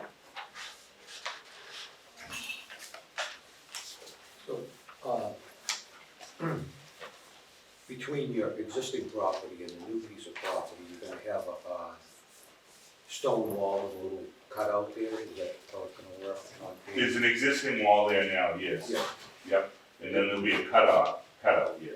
Coming over to your shop. Yes, exactly. And so is that parking that you have at your shop coming up to the existing wall, is that still gonna be there, or? Yes, yes. Okay, Yeah. I'm not really, I don't know if I saw that or not. Just trying to visualize There's no how it- gravel parking. Yeah. Yep. Yeah, where this cut through is gonna be, there's currently materials stored there now. Yep. Stuff, I know. they've got to take this flagstone and Yep. some other type of stone products. So they'll get moved. So would you have like customers that they come into this area here, retail area, they obviously have to go over to your existing building. That's right. So they'd be cutting across that where the trucks and stuff are Right. coming in and out Right. at this point. Continue, okay. Yeah, we'd like to carry the pavement right across. That currently, as soon as you cross into the existing yard, Because it is not paved. Yeah, I know, it's all dirt. Right, so we pave that. Right, we spoke about putting some sort of a walkway that makes sure that the people with a safety pedestrian walkway in that area, and trying to create something, so I would prefer to see that on the drawings, make sure that that's happening and showing what the Okay. existing building is. So that, I don't know whether you wanna do a raised walkway or how you wanna handle that, but there should be some sort of safety way that the trucks are slowing down, people can be seeing something as they're walking through. No, it was one of the things we discussed, but. Craig, anything else right now from your technical review that you'd like to go over? I know there's been a couple of changes to the site since your initial review was done, but I just didn't know where you were with that. Yeah, sure. We did perform a technical review of this application. Sent it out today. My apologies.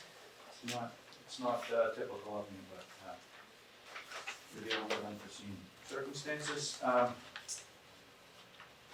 Regardless, just, I'll summarize a few things on the letter. Mass DOT access permit is required for this, so you're changing the use of the site. I know that you have the plans for MassDOT. Yeah, they're reflected on the plan. Right. Everything's set back accordingly based on what they're proposing.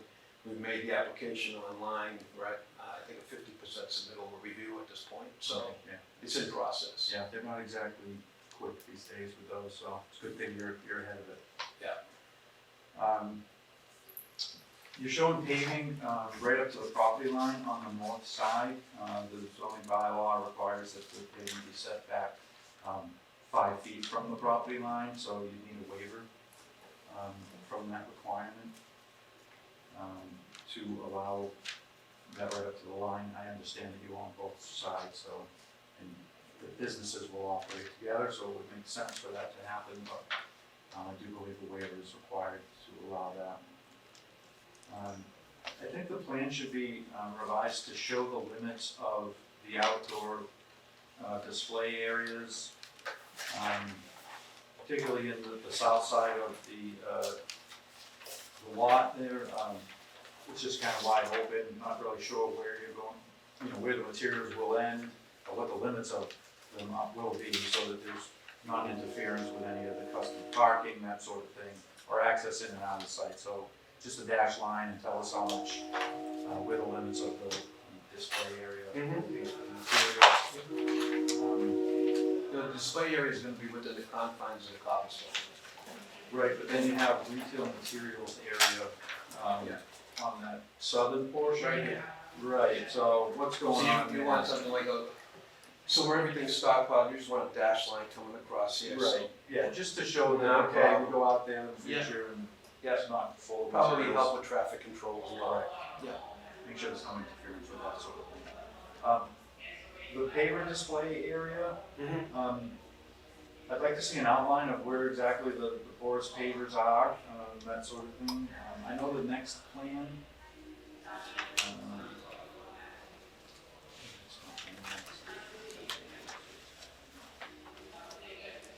Yeah, I guess it is this one. This plan, which is sort of an adaptation of the color plans that you handed out, Right. shows a whole bunch of different things being constructed. There's the display section. They're not really identified what they are. Okay. Looking at the plan, are they signs, are they walls? Yep. It should be clarified what exactly those things are. So just a little more definition of what's going on in that area. And then, looking at those colored plans, it looks like you're elevating that area. Is that gonna be filled and is that? This area here, Yeah, are those Well, higher than the road? the cut, the dashed lines that, if you wanna go back a sheet, Sure. these dashed lines are walls proposed by Mass Highway. Okay. So they are going to dig into the slope, and we're going to have a little bit of a rise through here. See, our intent is to do this once, and not interfere with their construction. So, but this area will be a bit above, right now as it is, be sloped up above the sidewalk area as it exists. But when Mass Highway makes their cut through here, there's going to be some retaining walls thrown in here, which are kind of reflected on that schematic. That's what Mass Dot's gonna do. That's what MassDOT's proposing to do, yeah. So are you proposing to do the landscape walls now before they do it, or is that what you're doing? I don't. No, No. we're in negotiations with them, just over what's happening here. There's been a number of versions.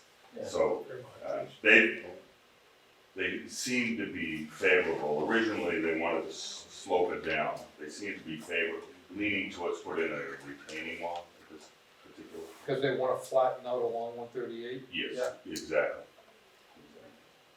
What was that, for one walkway there? Walkway, a bike path, and. In another lane. Another lane, you know how the And lane, what's it gonna do, end it Canton? they're gonna take it down, just, I guess, to York Street. I know they're doing engineering all the way down 138, so I assume the plan is eventually to continue it It's on. like we were ever supposed to get everything, that whole intersection light and everything else, so. Right, but Yeah, so this project goes from Lincoln Street all the way up to the Canton Town Line. So they'll do 2 phases. I think one's up to Central Street and then the Central Street north.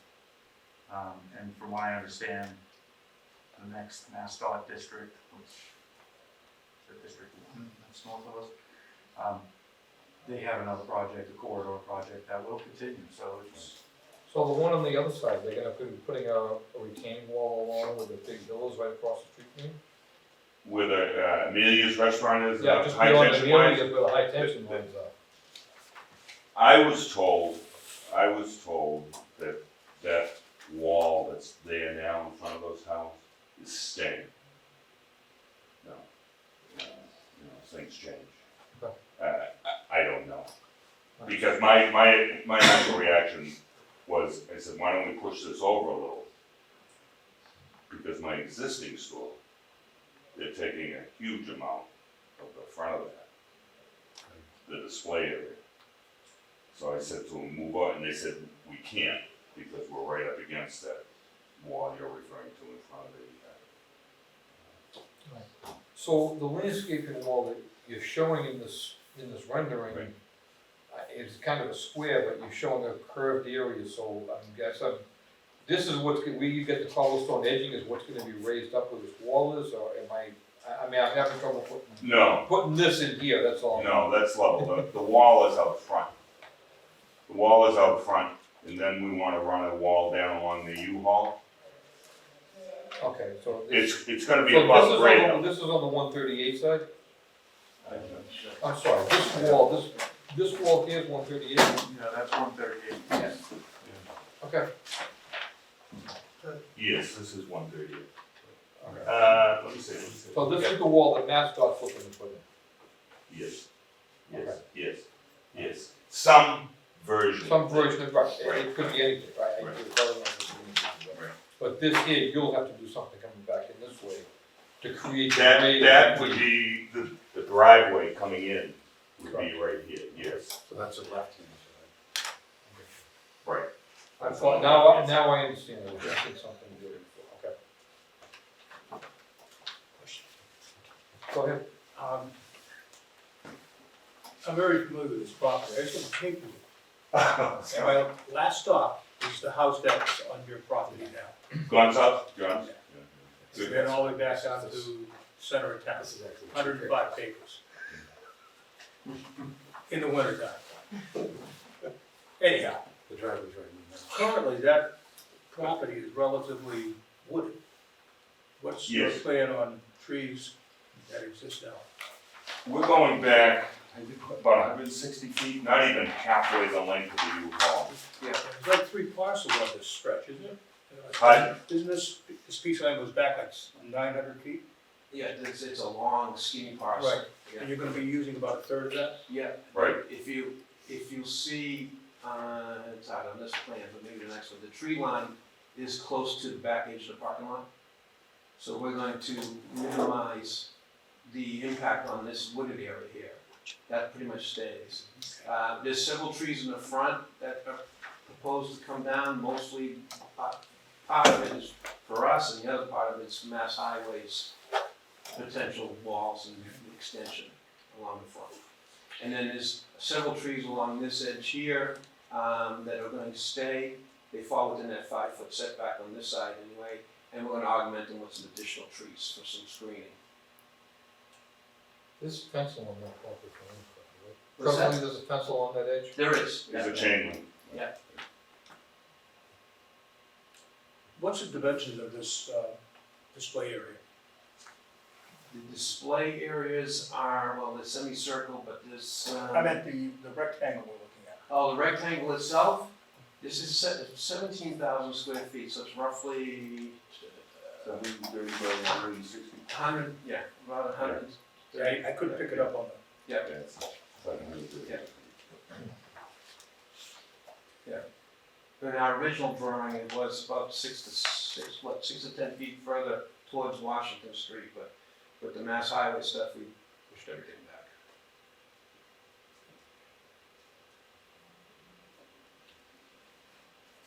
So the lot goes back 660 feet, right? That's right. And you're gonna take out 150 in the front? That's it. That's it. Yeah. Okay.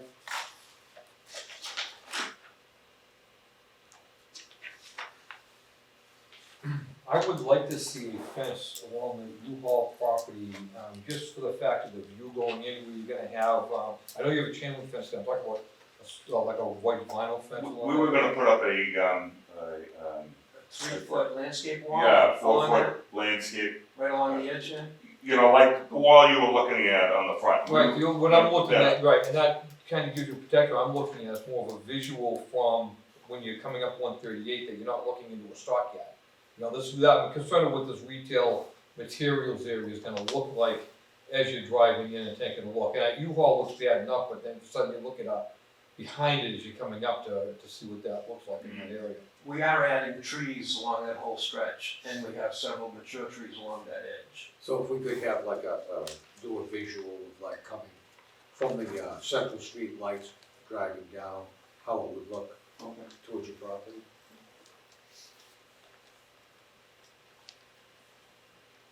Anybody else have any comments?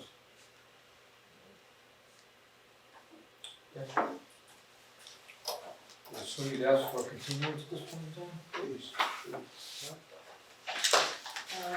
If you're okay with having 3 on the 27th, then April 27th would be the next one.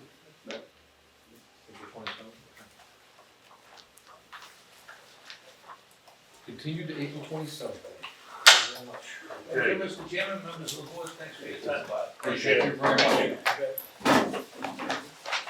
Frank, your son, fifth generation in your family Yes, business? yes. My son is fifth generation in Murphy Coal and Oil. Oh, is that right? 1886. Yeah, yeah, same year, Same that's year. right, that's right. Yep. Oh, I didn't, yeah, you put in the wind burner and, He likes to Call us anytime. I think you would have retired after you sold to National Grid when you sold everything else to National Grid, you know? well, you know, there was a little arm twist in there, you know? I'm twisting it, yeah, a lot of this could be I'm twisted.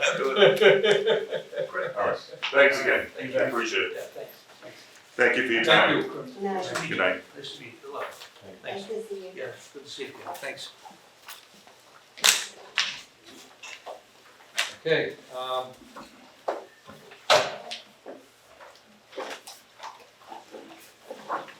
we have a new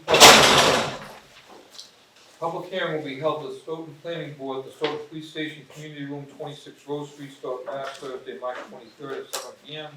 on the petition of the applicant Best Price Signs and Printing Corp., 244 Liberty Street, Suite 8, Boston, Mass.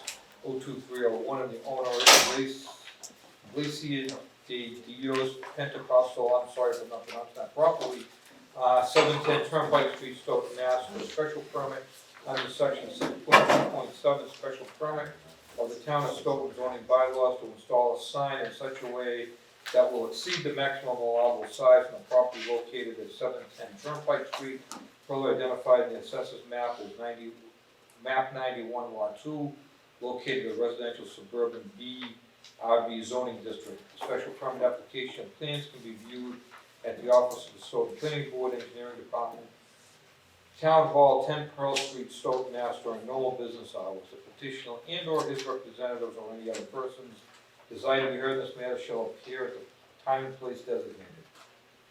Yeah, my name is Gilmar. I'm one of the Best Price Signs in Queen. We have a small project if you compare to the other ones. It's a simple sign, and he's the pastor of the church. And we have a pretty simple sign, 6 feet tall from the ground to the top of the sign, monument sign. There's no illumination at all. We want to take it out the banners from the building, do the landscape, make the place nice. And we need some signage in the Friday church. That's aluminum sign with no light, pretty simple. Great. I didn't do a formal review on this. The plan that was submitted, doesn't dimension the setback from 60, it's another 60 feet from 16 yes. from the sign, the, for the line, from the curb line? yes. The property line's quite a bit back from there. So, I mean, it looks like the sign itself is probably, 5 or 6 feet off of the existing property line at the back edge of that landscape island. This project had come before us, I'm not sure it was you or somebody else at a previous time. I don't think it was, maybe for a sign or it was just brought up for some other reason. And one of the requirements, one of the things we said at the planning board at that time was that the landscaping needed to be cleaned up and increased along the whole, around the building and out in here. And you are asking for a special permit, so we would like to see what you're proposing to do for the landscaping in these areas and what that's gonna happen going forward. Yeah, this is something we have to discuss with him. We spoke about this, and he thought we're gonna make it special. He had some banners on the building, and the neighbor, one of the neighbors here, he asked to take the banners out. He's agreed with the sign and make the landscape. He agreed to do all the landscape, to make the place nice and clean. I agree, yes, that sign needs to come off the building, my next point, but, because that's not even a legal sign we have a Stoughton building right now. The second off is a matter of fixing the landscaping that exists here. I'd like to see what you're going to do to fix it and what type of plants and flowers you're going to do to putting into that. Can we get a landscape plan to show what's gonna happen in this area? I'm a design company, I'm gonna do the sign. I, We no, have to- sir, we I, have to I have understand, landscape. I'm asking you, we need to get some sort of landscape plan in this area for what you're gonna do for the landscaping of the island, the landscaping along the building, and also, you know, that the signs that exist in the building are gonna have to come down.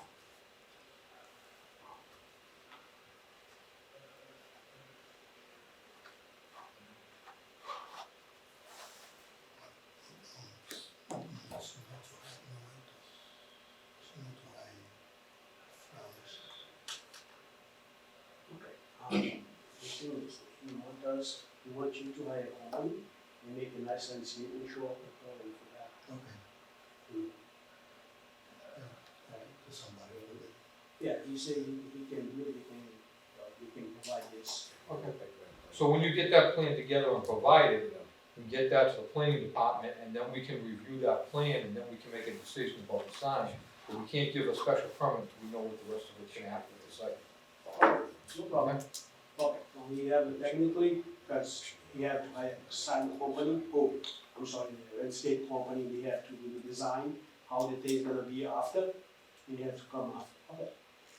This is something I'm not gonna do because I'm the sign company, we have to hire a landscape to do that. Right. I don't have to do the sign, it's what another company, this way Okay, so when that's done, we can come back for another meeting, we can continue. So at this point, you're gonna wanna continue the hearing. How long would it take you to get that information together back to us? Maybe 3 weeks, 4 weeks. So can we go to the first meeting in May then, Tim?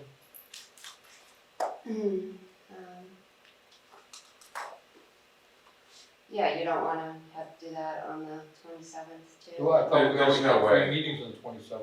Yeah, there's no way they'll be able to get hire a landscape designer to get the design That's true, done I don't have that. and get the plan into us. I can't help. I would say the earliest I would recommend would be the May 11th meeting, and it probably might have to be continued from there. Let's just set up for that, let's see if they can get the information to us.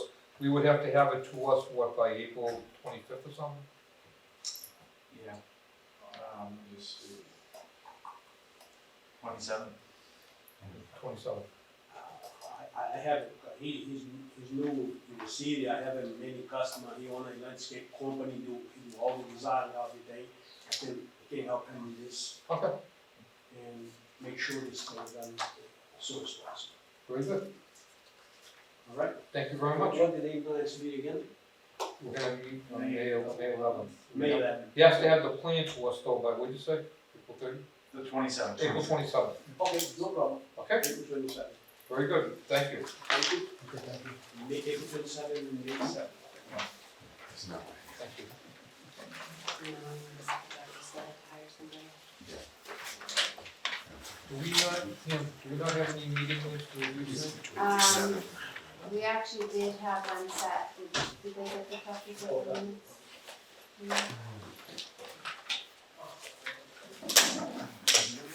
I think they're also on the, memory stick, I mean, too, if you wanna go over them, I can tell you them.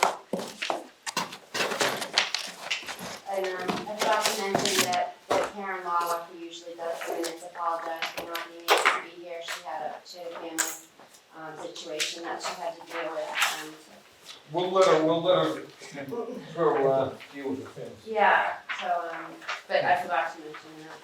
So, you had gotten these minutes a while ago, and then, I don't know if you saw it, but a couple of days ago, I emailed them back out with my edits on it.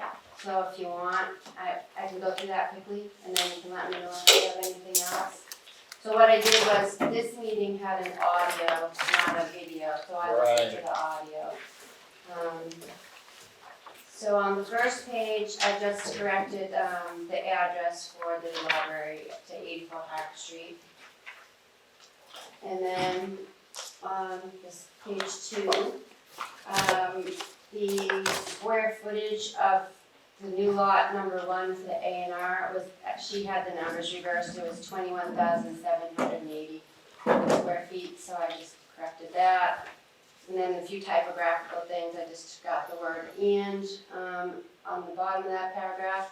And then for the wording in the last sentence, I thought it made more sense to say the relief was granted, what was it? The relief was granted to leave the existing house on one lot and combine the other two. So I made that change. Page 3, she had said that I had said that everything had been put online on the website. That was actually Chairman Kelly had said that, so I just changed the name. And then the paragraph after that, I just added the word "street" because she just said the central station, and that's the word "street" just needed to be in there. And then at the end, so she just put the word "building" in twice, so I just eliminated one of them.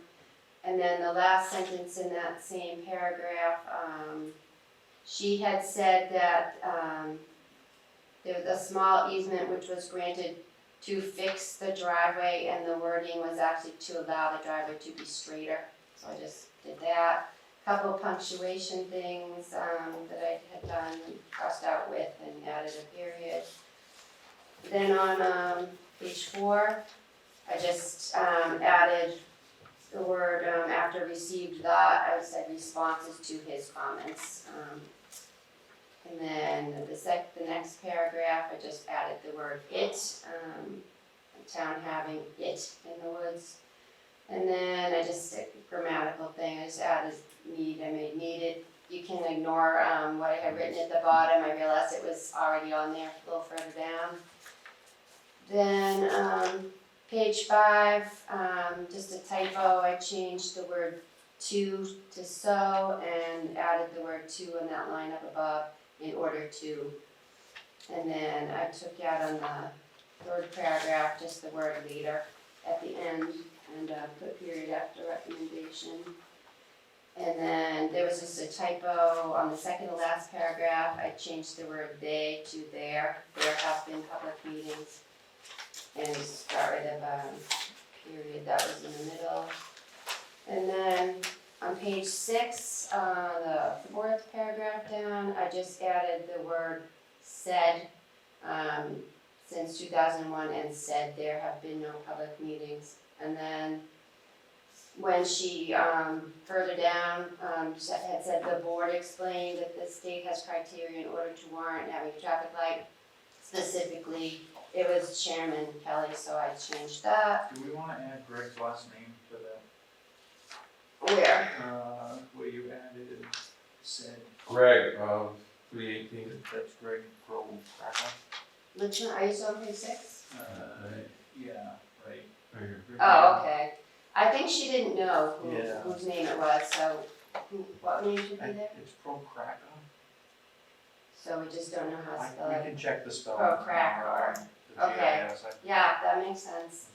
That was the night that we had many people speaking, so she did a good job getting the people that she did.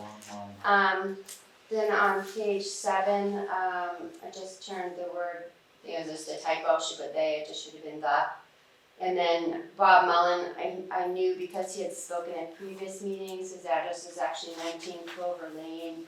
There's another speaker that was Tanglewood, so I changed that. And then on the last page, I had put that Glenn Golrad, is that his last name? Glenn Golrad, Golrad, requested a continuance. And then she just had mistakenly, towards the end, put the minutes will be discussed at the next meeting. We actually approved the minutes for the December 8th meeting at that meeting, so I just put that vote in. And that was my edits. I don't know if anybody else had any.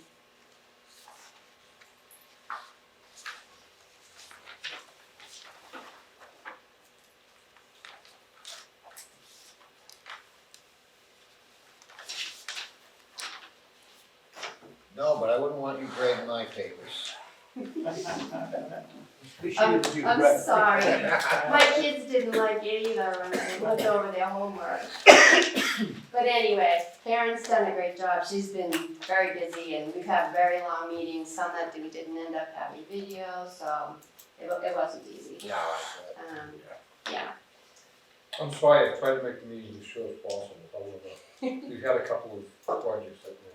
oh, I know, it was the projects. I'm okay, can I have a motion from the board? motion to approve the minutes as corrected. Okay. All in favor? Aye.